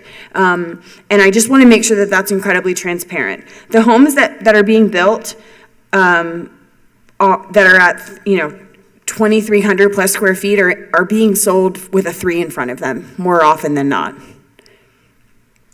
So I just think that that's really clear. And I would like to go on record and say I don't think that's affordable for the average working person, but that's where we are in our economy right now. So I just wanted to paint that picture. Is that median house price is going to have a 25% impact fee? Almost certainly. And so that they're looking at, $26.74 if we adopted at 25% with the plan I put forth.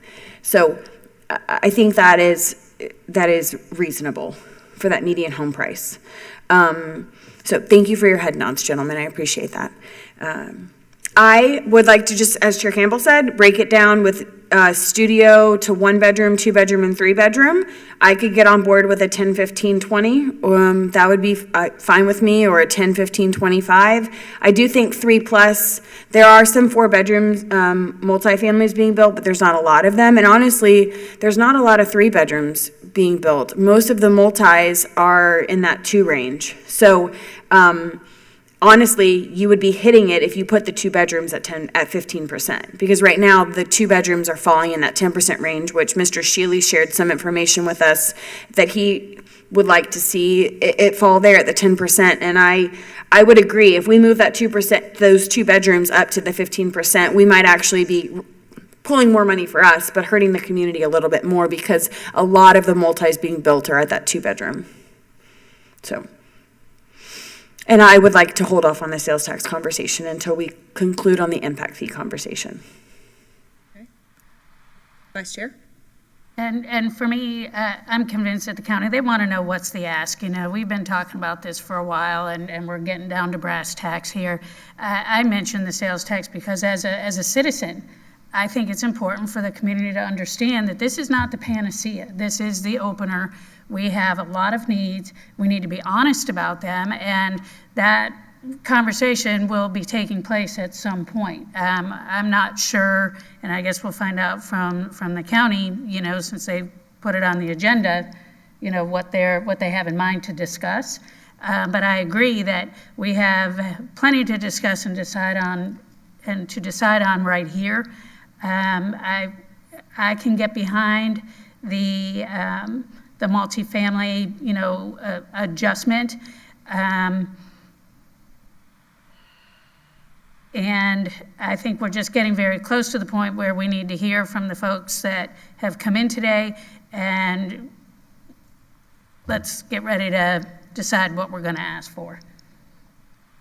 Okay, board, then we'll go ahead and open it up to public comment. And is there anyone here in the audience that would like to speak directly to this item? Mr. David Tillman, He had to leave. Mr. Kevin Shealy.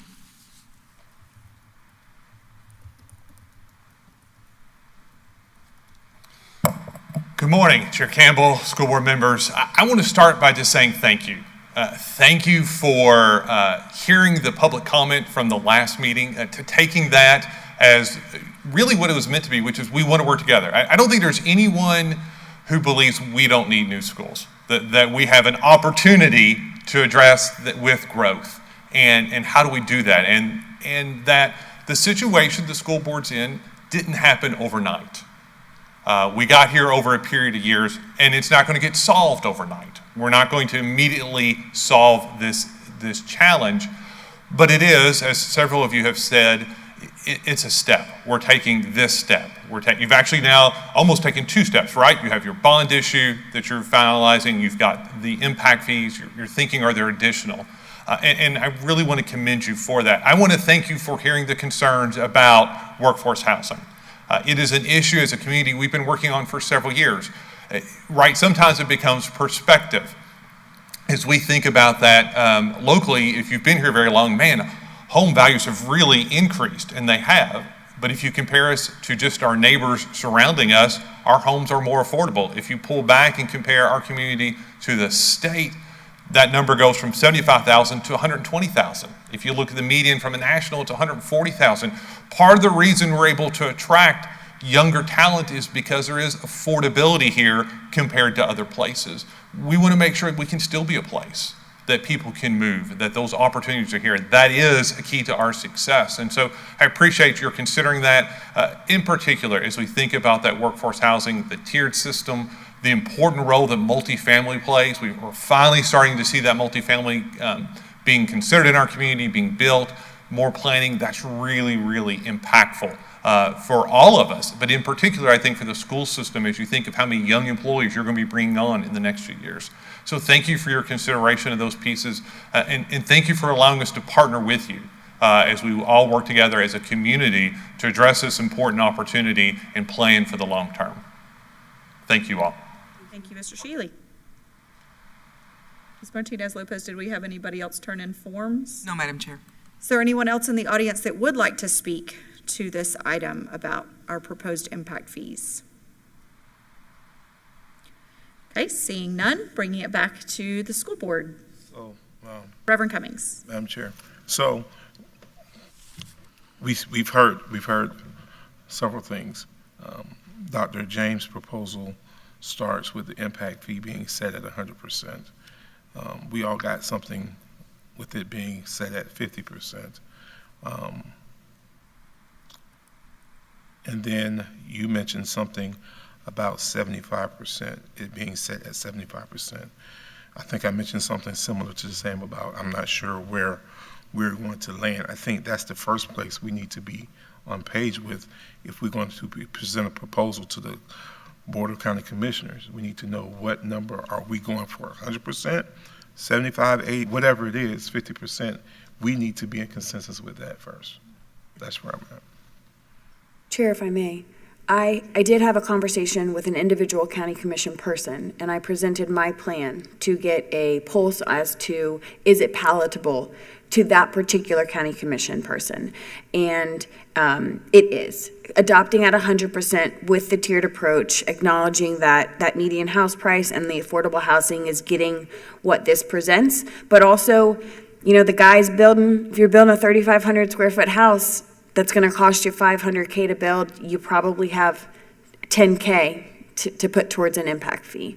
And so just for a point of reference, my individual board member to board member conversation got to a landing place that this would be acceptable and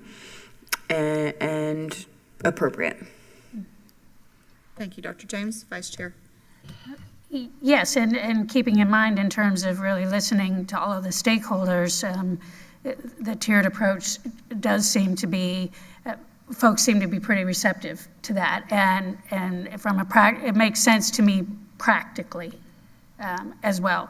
I'm also keeping in mind, as Chair Campbell stated, that in the end, the county commission has the right to accept it as we ask or adjust it. So I would, especially considering what our impact fee study is recommending, I think it is important to keep that in mind. And if the commission thinks that a little change is what they're going to do, then we're leaving perhaps that as an opportunity. However, I will say that through the benefit of all of the stakeholder input, whatever we do decide to bring forward to them as the ask is quite a good reflection of all of the conversation and all of the considerations. So it's important to keep that in mind too. And then just to confirm, as far as impact fees go, if depending on what happens in the economy and so on, this is, I just want to be sure of the process. For example, if we had reason to want to go back and ask to increase them or lower them, is that a yearly ask? Because I know we've been sending the letters every year. Yeah, depending upon the amount of the increase. Right, the it extraordinary has to be split, circumstances. right, and it does have to be split over a period of time if the increase is of a certain amount. So it has to be enacted, with a sort of ramp up. But yeah, that's certainly something we could do. I did want to say, originally intent was that we decide what our study says, what our numbers are. We would work with the county to draft the ordinance and then move forward. At this point, prior to our meeting there, we're not going to be able to have an ordinance drafted because we still need to have, the draft ordinance needs to come after the conversation is had, after there's a finality of what it is that we're going to put into that ordinance. So what we have with this proposal that Dr. James has offered, I just wanted to point out, this is at the adoption of 100% for 3,500 square foot homes. That's in keeping with what the study said we should do across the board. There's then a 25% reduction for homes 2,800 to 3,499, and 50% reduction of that for the next set down, all the way down to a 90% reduction for those classes that would truly be within the affordable category, or potentially within the affordable category. So that's good.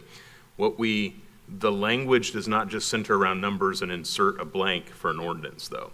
For an ordinance, the way that it's structured is going to matter, and so it's not a simple cut and paste. It doesn't take long, but we have to know what it is we're settling on. So it'd be important for the board, as soon as the board is able, to get behind whatever plan that the board wishes and begin to move forward.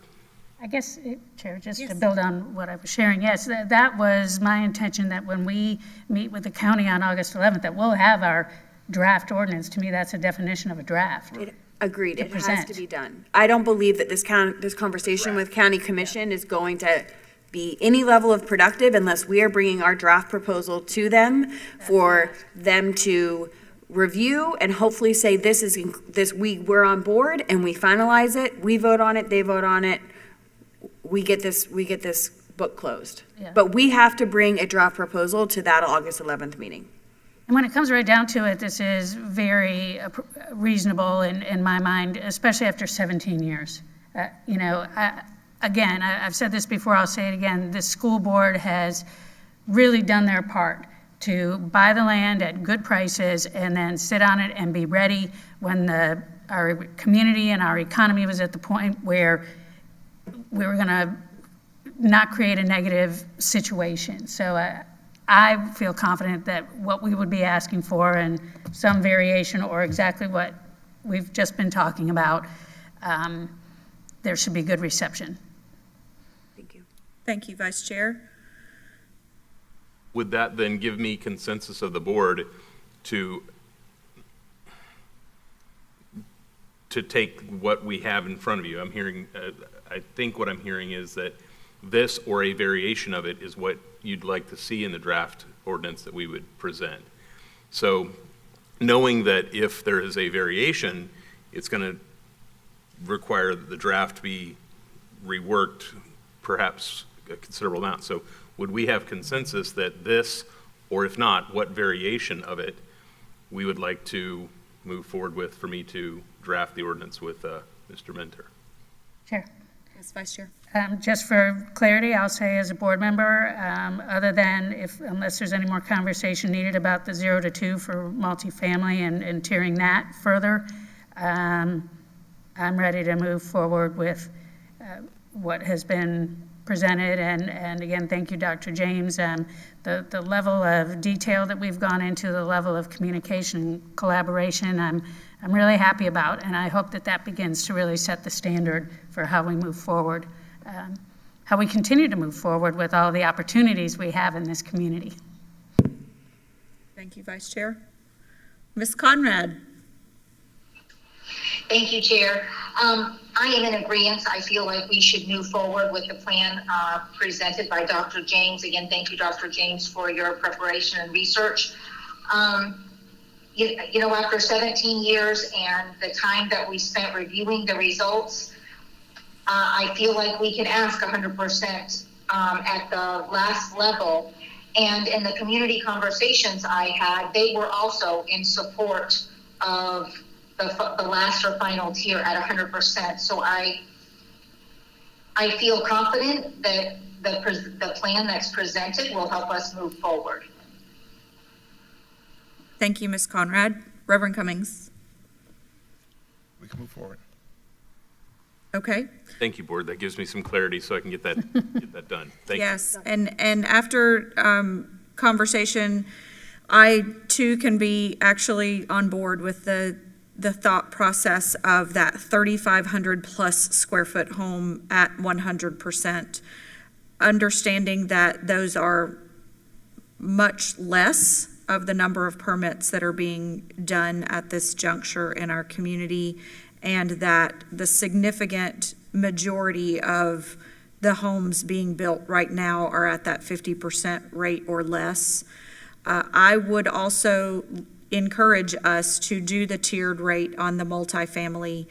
I would encourage 1 bedroom at 10%, 2 bedroom at 15%, and 3 bedroom at 20%. But I'm open to recommendations on how you would like to see that differently.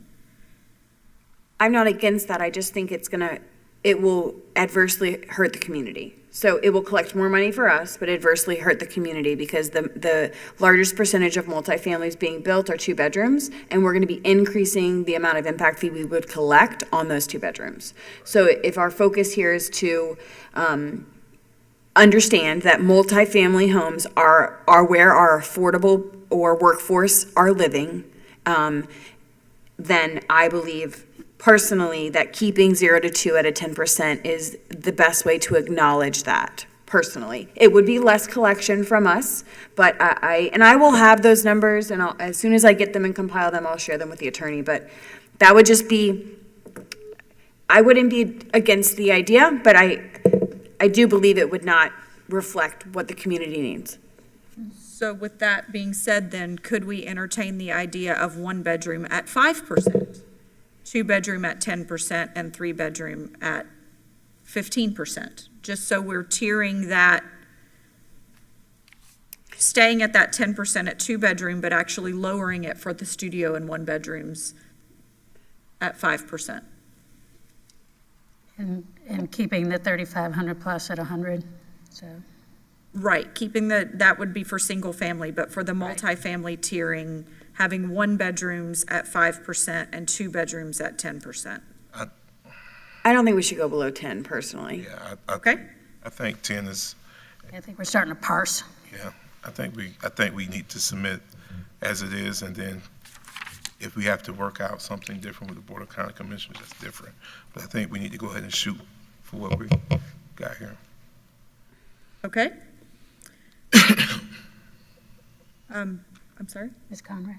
Oh, yes, Ms. Conrad, I think you had already weighed in and said that you were comfortable with where we had landed on this document, but just in case you had anything else.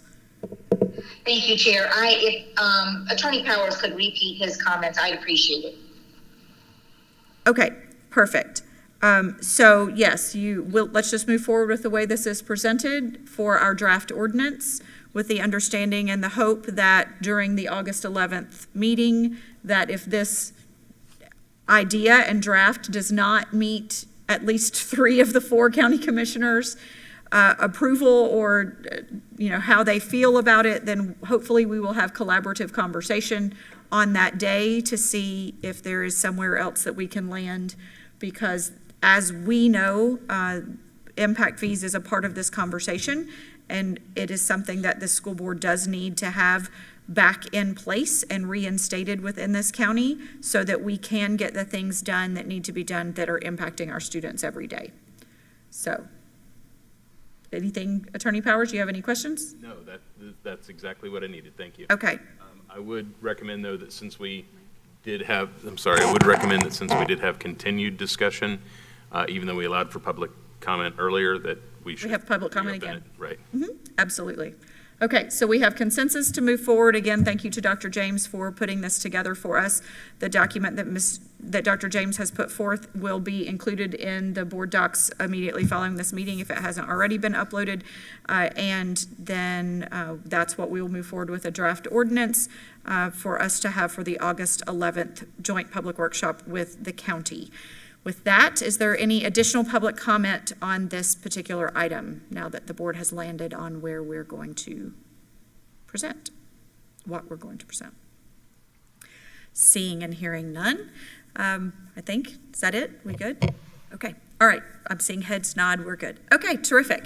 So with that, let's go ahead and move on to item 7.1. Okay, let me close out some of these windows I have open on my computer. Okay, so item 7.1 is also a board conversation. That board, as you are aware, this is something that I personally have brought up actually a few times. Reverend Cummings and Ms. Thrower are aware, and I know the most recent conversation that the board had and came to consensus that we needed to at least make our schools assigned to each board member by district align more closely with our new live-in districts. And so that changed at the end of 2021, and for the next 10 years, based on the census, or I guess it's 8 years now, based on the census, it will stay what it is. And so while I appreciate what has been submitted to us as a starting point, thank you to Mr. Ayers, Mr. Hurley, and Mr. Christian for getting something to us. Board, I entertain that we would like, or I personally would like for us to have additional conversation, because it does move some things around that I would like to, if you wouldn't mind me starting the conversation, and then certainly want to hear, and I'll take District 1 in particular. So what this new proposal and what has been uploaded here would move District 1 to have Bellevue Elementary, Bellevue High School, Bellevue Middle School, Bellevue Santos Elementary, and keep 8th Street and Forest, also keeping MTI, Osceola, Shady Hill, and South Ocala, but also adding Harborview and Legacy, and then Marion Technical College. So from District 1 seat, based on proximity to District 2, which is now disproportionately impacted here, I would also propose that Harborview and Legacy be moved back to District 2 because of their proximity to the other schools there. That, the Shores is what it is, and we're going to be moving Lake Weir Middle School out there, and that is already going to be a part of District 2 as well, according to this. And then I also potentially would like to see or entertain the idea of East Marion Elementary School also being moved into District 2, because I believe it, oh, yeah, you can pull that map back up. Greg, you had that up. Thank you. So East Marion is also very, very close to that line. And so just trying, the schools that are closest to that District 2 line, certainly District 2 right now is disproportionately impacted. So that's the starting point of my conversation. When starting this conversation and starting this thought process, understood that the possibility of District 1 no longer having Lake Ware High School or Green Ray Elementary were very significant possibilities, because Silver Spring Shores no longer is a part of District 1. So I was very aware that that was possible and understood that that possibly would occur. Also understanding that all of the Bellevue schools now are a part of District 1. So I could see part of that conversation. And then the other area that has been impacted significantly now, District 4, which Ms. Thurrow represents, now has a significant number of schools. So I think that I wanted to start the conversation at least with the District 1, District 2 discrepancies, and move a couple of schools to District 2, and then potentially East Marion, as I said as well, because it is super close. So that would make, if that moved forward, that would make District 1 having 10 schools and District 2 having 9 schools. Madam Chair. That's the start of a conversation. Yes, Reverend Cummings. And we've had this discussion, we've kicked it. I thought the last conversation that we had with that, when we were leaving them alone, that's the conversation that I remember us having, that it wasn't, because all schools are all of our schools, there wasn't a need to necessarily readjust anything because of this same scenario, what's coming up right now. That was the last conversation I remember us having, that I didn't know this was coming back. Sure. So the last, I'm sorry, I didn't mean to interrupt you, but the last conversation actually that this board had with this board, sitting board, was consensus to make them align with our new live-in districts. And so that's why it is coming before us now. Just simply because our live-in districts no longer are a part of, the schools that we currently represent are no longer a part of our live-in districts. If the board wants to reach consensus to leave it as is, then we can move forward in that direction. But currently, we're talking about adding even more. If we look at the way the schools are lined right now, District 3 actually has the largest number of schools, and that's also where we're looking at adding schools. So from my understanding is this hasn't been adjusted since Hammett, Bowen, and Liberty and all of those Southwest schools came on board and came online. And so again, our district lines had to shift significantly with the census data. And the most recent conversation this board had with consensus was to, yes, let's see what it would look like to have them align actually with our live-in districts. It would be my recommendation, just me. And I think we're going to be doing rezoning, looking at rezoning and some other things in the very, very near future. My suggestion is leave it as it is. I'm one person. With the building of new schools, it's going to come right back, and we're going to continually be doing this over and over and over and over again. So that's where I'm at with it. Sure. Dr. James? So I would say I'm either leave it as it is or adopt it with our live-in. But I would not be an advocate to change where the schools fall based on live-in. Like, District 2 only has the 6 schools in the live-in, and that's just the way that cookie crumbles. But I think we either keep it as it is or we adopt it as where it falls within the live-in districts. But I don't think we begin to piecemeal and moving things around to give more schools to one area or another. I visit, as I'm sure all of us do, every single school. So it matters nothing to me in a good or a bad way what schools are mine, because ultimately I believe they're all mine and they're all yours and they're all everyone's. So I'm perfectly fine keeping it as is, but if we're going to change it, we adopt it as our actual live-in and we don't piecemeal it and move things around. Because, like, for instance, I don't want to lose East Marion. East Marion is my school. I've been there multiple times this school year. I've sat in on meetings with Ms. Dobbs. Like, East Marion is my school. And so I and it's in my live-in district. So it wouldn't make sense to me to move it to District 2, just to give District 2 more stuff. Just leave them as they are. So, first vote is to leave as is, but if we change it, I would adopt it as it's presented on this. Because also not on here is Ocala Charter High School, which will be in my live-in August. That actually may fall in, because Oak Crest falls with District 4, I believe that Ocala Charter may. Ocala Charter High School is literally next door to Fordham Early Learning, and it's north of 35th Street. There you go. Sorry, I And didn't. unless that's the cutoff. Yep. And I'm not. So it would be mine, and I'm perfectly comfortable with it being mine.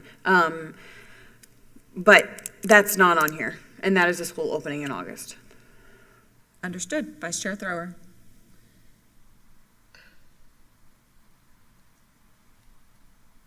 We've also left out our incarcerated youth facilities.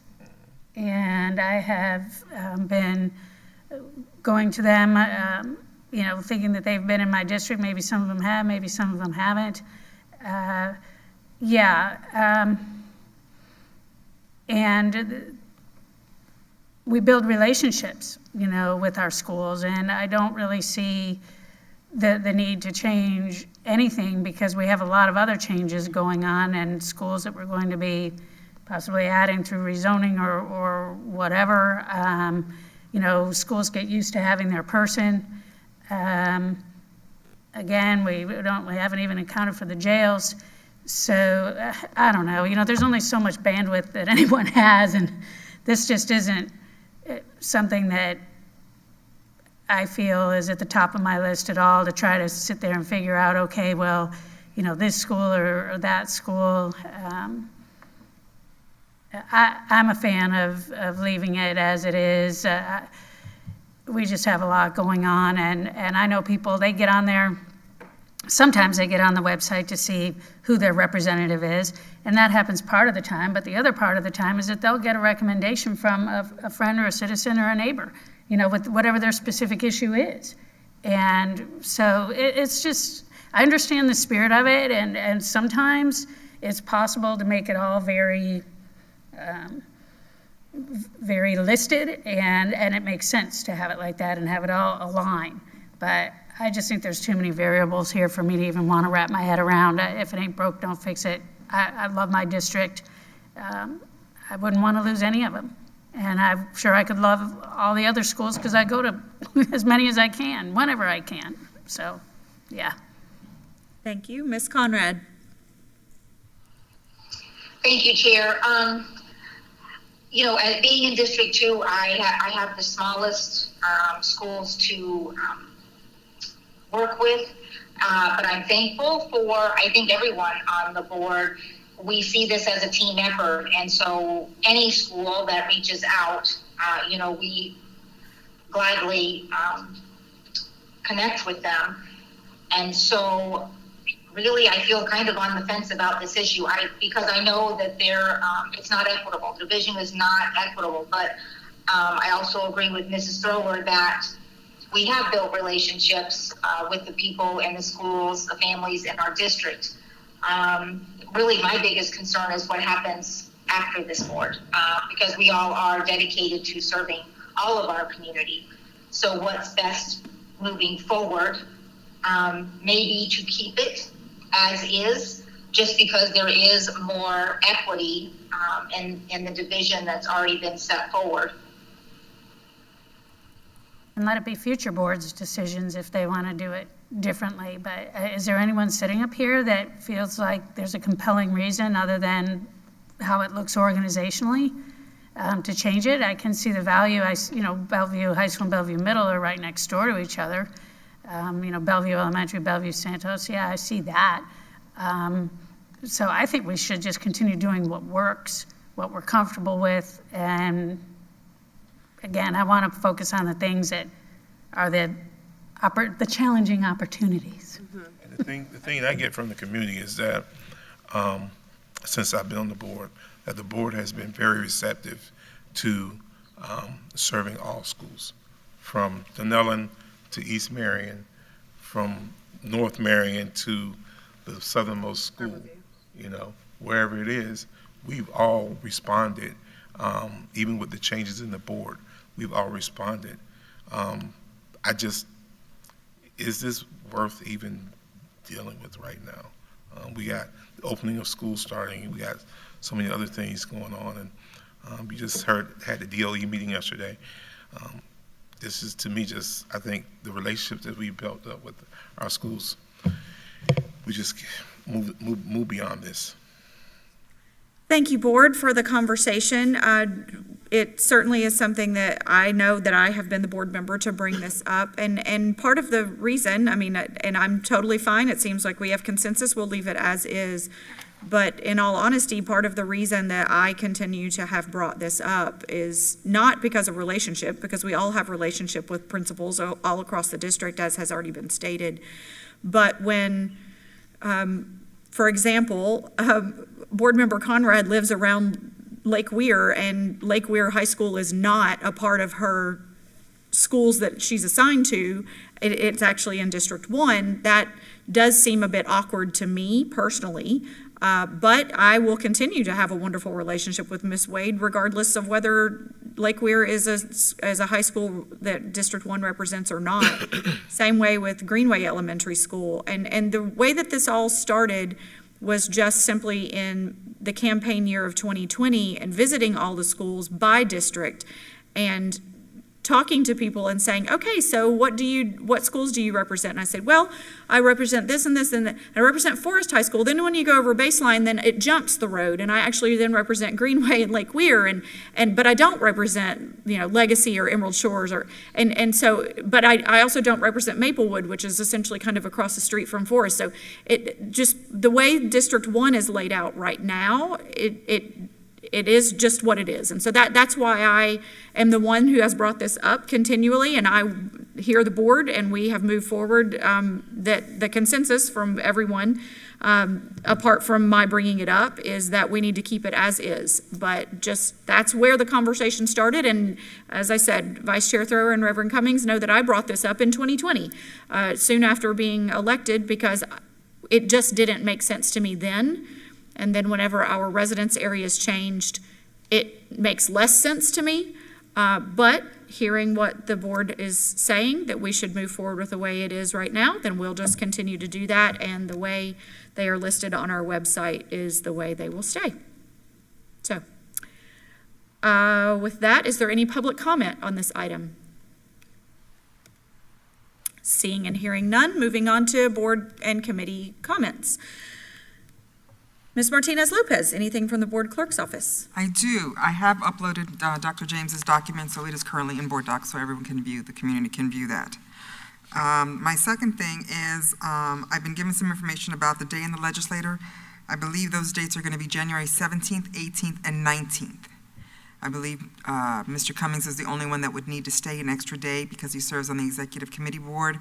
It is my understanding that they no longer will be reserving rooms in a hotel, so therefore, moving forward, I will be in charge of reserving your accommodations for you. So if you could confirm with me that you will be attending, I would like to get started on that rather sooner than later. And then also, if I could meet with each one of you so that we can go over the specifics of the check-in process, because it's gotten so cumbersome that there's too many things that are happening at the hotel side. So I want to make sure that I can get with each one of you so that we can make sure we can streamline this so we have no errors in checkout and so forth. So if you could either email me that yes, you are interested in attending so that I can start reviewing hotels and bringing that information to you promptly. I appreciate that. Thank you. Terrific. Thank you so much. And Ms. Martinez-Lopez, while you brought that conversation up, if the board would entertain the idea right now to actually talk through the session committee dates as well. We have an email from Ms. Martinez-Lopez from May 31st.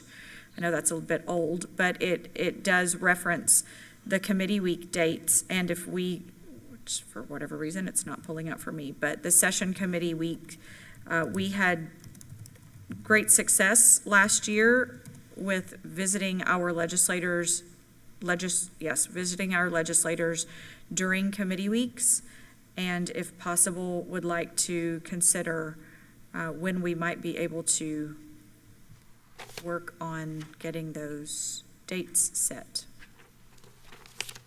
Vice Chair? Yes, I'm thinking that last year we had a very productive set of meetings, and I'd love to reach out to Jessica to see if she would be available to squire us about through the maze of the Capitol buildings. It was really efficient and I think largely effective, and I believe we did that as a replacement for days in the legislature, because while that's has its own value, I believe we were definitely in consensus that going up during committee weeks was much more valuable for our district. Right. So, Board, we do have those dates, and actually we had received them from Jessica Janasiewicz, so I'm sure that we can work with Jessica on the times that she would be available, but just coordinating our calendars as to which of those weeks work best for the board. I don't know if we want to talk about that now or if we need to delay the conversation again, but would just like to have some kind of agreement as to which dates work the best. What are the committee dates again? So the dates, both House and Senate begin meeting October 16th through the 20th. Then they're also there November 6th through the 9th, which actually with that being Veterans Day, November 10th is probably, that week may not work as well. November 13th through the 17th, then December 4th through the 7th, and December 11th through the 15th. Would it be worthwhile to ask Jessica when she thinks would be the most valuable time frame to go? I don't know that we could work it out to go up 2 different times. I mean, I guess I would ask Jessica to give us 3 options, and then as a board, we try and make an option work. I think that would probably be more productive for scheduling purposes than looking at a variety of months and trying to pinpoint all the things. So that would be my recommendation. And I would like to say as well, I think give Jessica, because we know that things change fast in how they're coming up with committees and different things during the legislative session. Let Jessica kind of point us in the right direction on what day or what would be the best. And then that also gives Ms. Martinez-Lopez the opportunity to try and arrange if we have to spend the night or whatever. I think we went up before. I didn't go this year. You guys went up on one day. Mm-hmm. But if you have to go overnight, that gives Ms. Martinez-Lopez leeway on how to set that up and gives her more maybe bargaining ability, because we want to get the best deal going up there. So. Because last year we stayed, was it at the DoubleTree, and we were able to walk? Well, I drove up that morning. Right, we but met you for guys breakfast. stayed overnight. Yes, yeah. Right. Yep. And right now, as Ms. Martinez-Lopez said, I was just there Sunday and Monday for leadership meeting. Their FSBA is not blocking off rooms anymore because of the issues with the hotels that we were staying in. And this is a time where it's difficult to get a decent hotel in Tallahassee.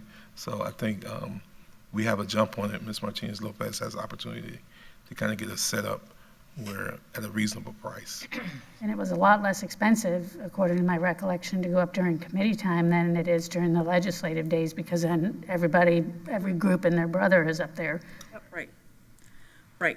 Okay, so I will send an email to Ms. Janasiewicz now, asking her to give us recommendations on which days and or which week that she thinks would work best for her schedule and for our productivity.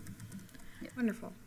Can we, and also Ms. Martinez-Lopez did ask if we were all going to be going to the FSBA Day in the Legislature, which is January 17th, 18th, and 19th, correct? So that she needs that ASAP so that she can start working on that. To clarify though, you're only on the 17th and then everyone else would be the 18th and 19th? Correct. And it's, I'm not sure. Dr. Kimmel is on advocacy, correct? Yes. So I think they're going to have a committee meeting, so it may be two of us that have to be there. Okay. But for us general folk, it would just be the 18th and the 19th. Correct. Okay. Okay. Do we want to communicate with her now, or she asked via email? So if we can. We can say it now if we're going.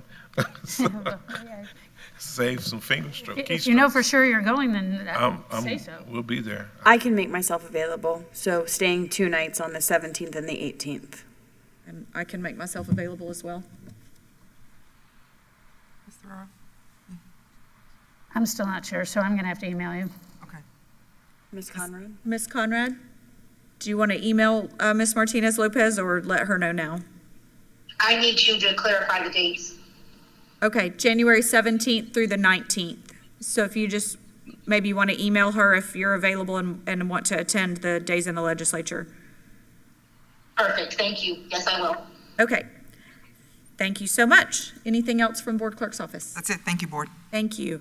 Attorney Powers, anything from legal? Just want to let the board know, as I had mentioned a few weeks ago, we have been working on policy revisions. Turns out that based on 2022 and 2023 as being quite active years, there are going to be 105 revisions or proposed revisions for the board to review that will fit a number of statutes. We have worked up through the 6,000s levels in incorporating those into redlined updates so that the board will be able to view them. And within the next week, I would anticipate that we will be sending those out to staff to review and to the superintendent to designate which staff to review those items which pertain to their areas of expertise. In addition, this would also be a good time, and I'll make that known in our emails there, for any updates which staff has encountered might need to be made, or changes or alterations they wish for board policies. Those can be incorporated at the same time. To the degree that we can move them together in large chunks, it's much simpler because of the rulemaking and development process that we have to go through whenever we make a policy revision.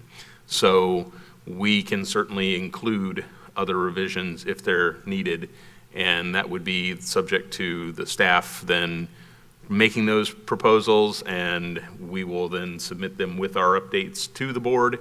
The board then obviously will need to set aside some times and review. So at probably at the next board meeting, I will be asking for some work session times. I can't make those available right this minute, but it would probably be beginning of September to set work sessions for review and then have policy adoption of all those updates. Many of them will require that they be enacted prior to January 1st. So that's why I want to get on it and get September as active as possible. Okay. Okay? It's not as hard as doing the initial policies. Many of them are going to be updates that just simply are a matter of they need to have these to comply. And they will already have been reviewed by staff. And the hardest ones will be a few that are perhaps ones that might be things that we've found would create additional ease of use within the district, but they may or may not have alternative options. So the vast bulk of these, as I said, of 105 though, these are ones that just, again, pretty much have to be made, so. Okay. Looking forward to it. You guys keep me busy on this stuff. Thank you, Attorney Powers. So excited about that.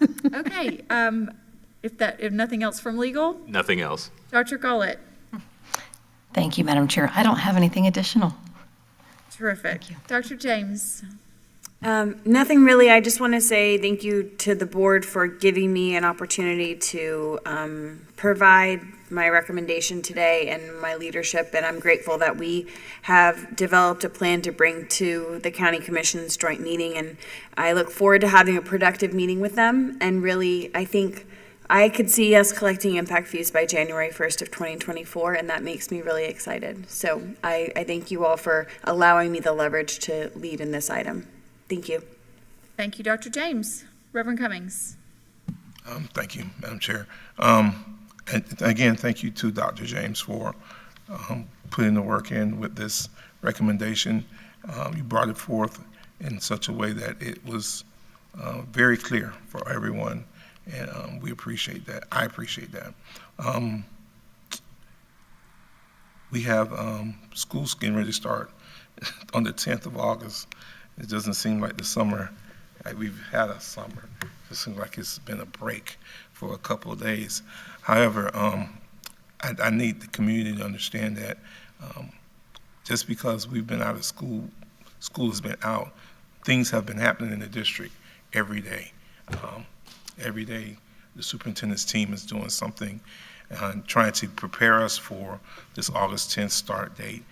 Yesterday, they had the job fair, and I'm glad to hear that there was some success, 50 people already in the pipeline to starting employment. I got a lot of calls and emails from people asking about employment with Marion County Public Schools. And again, I suggest that they go onto the website and see what the vacancies are and apply. Find what's fitting for you and your skill set and look at those things. We do have the attorney evaluations that are coming up by the end of this month, in a few days, actually. And one of the things he just mentioned was the policy review. It's one of the things that we spoke on. I was in Tallahassee Sunday and Monday for FSBA leadership. I'm the chair of that committee. And one of the things that we talked about in depth was policy reviews, because all counties are going to be in a situation with so many new legislation that they need to review their policies and make sure we're in compliance with the law. So looking forward to that conversation. I know it won't be as tedious as it was the last one, but I know that Marion County is going to position itself that we're in compliance with all of our new legislation and that we're going forward the right way. So with that being said, I'm ready to go. Thank you, Reverend Cummings. Ms. Conrad. Thank you, Chair. Board, I just want to thank you for allowing me to participate via phone. It's a little bit of a challenge, and I appreciate your patience today. We had a full agenda for our work session today, and I feel like it was productive. We had a lot of great conversations, so thank you for that. I also wanted Ms. Dobbins and her team, thank you for the work as they help us prepare for events moving forward. And Dr. James, I'm thankful for the work you put in helping us get numbers together for our impact fees, and looking forward to all the exciting things to come. Thank you, Ms. Conrad. Vice Chair Thrower. Thank you. Yes, the exciting and comprehensive work continues. I know we're doing all we can at every level to position this district and this community to be the place where people want to be. That's all I have. Thank you. Yes, just touching on a couple of things that have been brought up. So we all also received the email this week invitation from Ms. Tammy Still, the State Representative, District Aide for Bobby Payne. Make sure you have marked your calendars for Wednesday, September 13th from 1 to 5. That will be the Marion County Legislative Delegation meeting. It does note it will be in the Board of County Commissioners chamber, which is different than it has been the last several years, so please make note of that. Also, for the community's sake, a couple of things. We do have the community give back event coming up this Saturday, next Saturday, July 29th. The team has been diligently working with folks from the Community Foundation and others around the state to get those backpacks ready to go. So ensure you're marking your calendars. That will be located in multiple different locations. I also had received a question from a community member recently about our strategic plan updates. and received information from Dr. Gullett that our strategic plan updates and the information to the board will be coming on September 7th, beginning with Goal 1. As the board knows, we've had those where we do them, a work session at a time, and we get the updates and we see where we are on that 2026 goal of the strategic plan. And so those will be beginning on September 7th. Thank you for the reminder from Representative, I can't speak, from Reverend Cummings for Attorney Powers evaluations. Board, if you have not completed those, please do so within the next week and a half. And final thing from me is just about deregulation. So we're also getting multiple emails from the Florida School Board Association and others asking about deregulation. So if those in our school district and or legal and or the board have recommendations specifically that the Department of Education could do to deregulate, we do need to have some of those recommendations put forth in the next week or so. FSBA has extended their deadline to July 24th.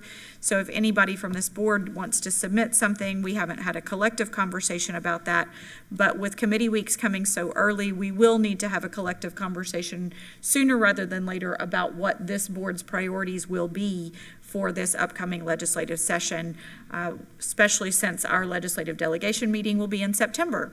So perhaps, Dr. Gullett, we can also add that to one of those August work session as a topic for us to talk about what it is that we want to set forth for our legislative priorities this year.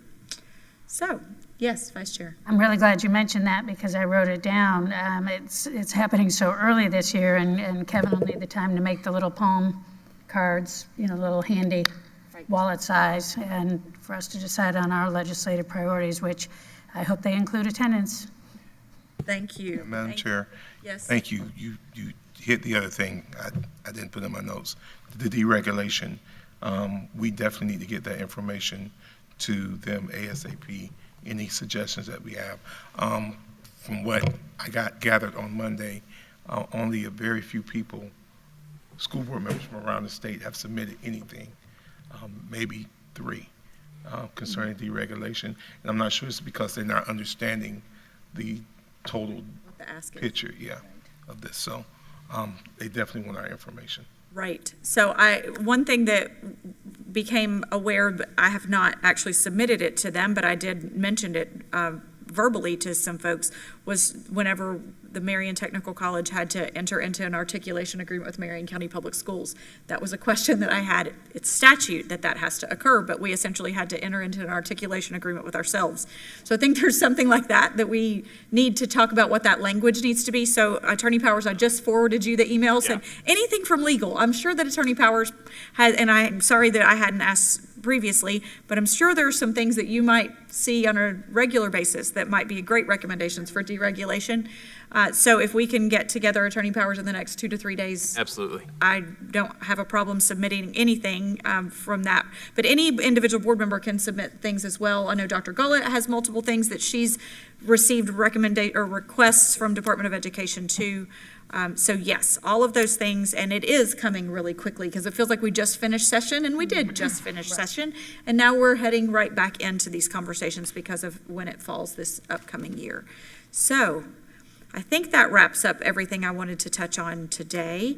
School is right around the corner, but as Reverend Cummings said, things have been happening all year long and all summer long in all of our schools and all of our employees doing something, whether it's professional development on their own time or something. And so we are excited to get ready to welcome students back on August 10th, but there's a lot that has to be done between now and then. So with that, and if there's nothing further, this work session will be adjourned at 11:43 a.m.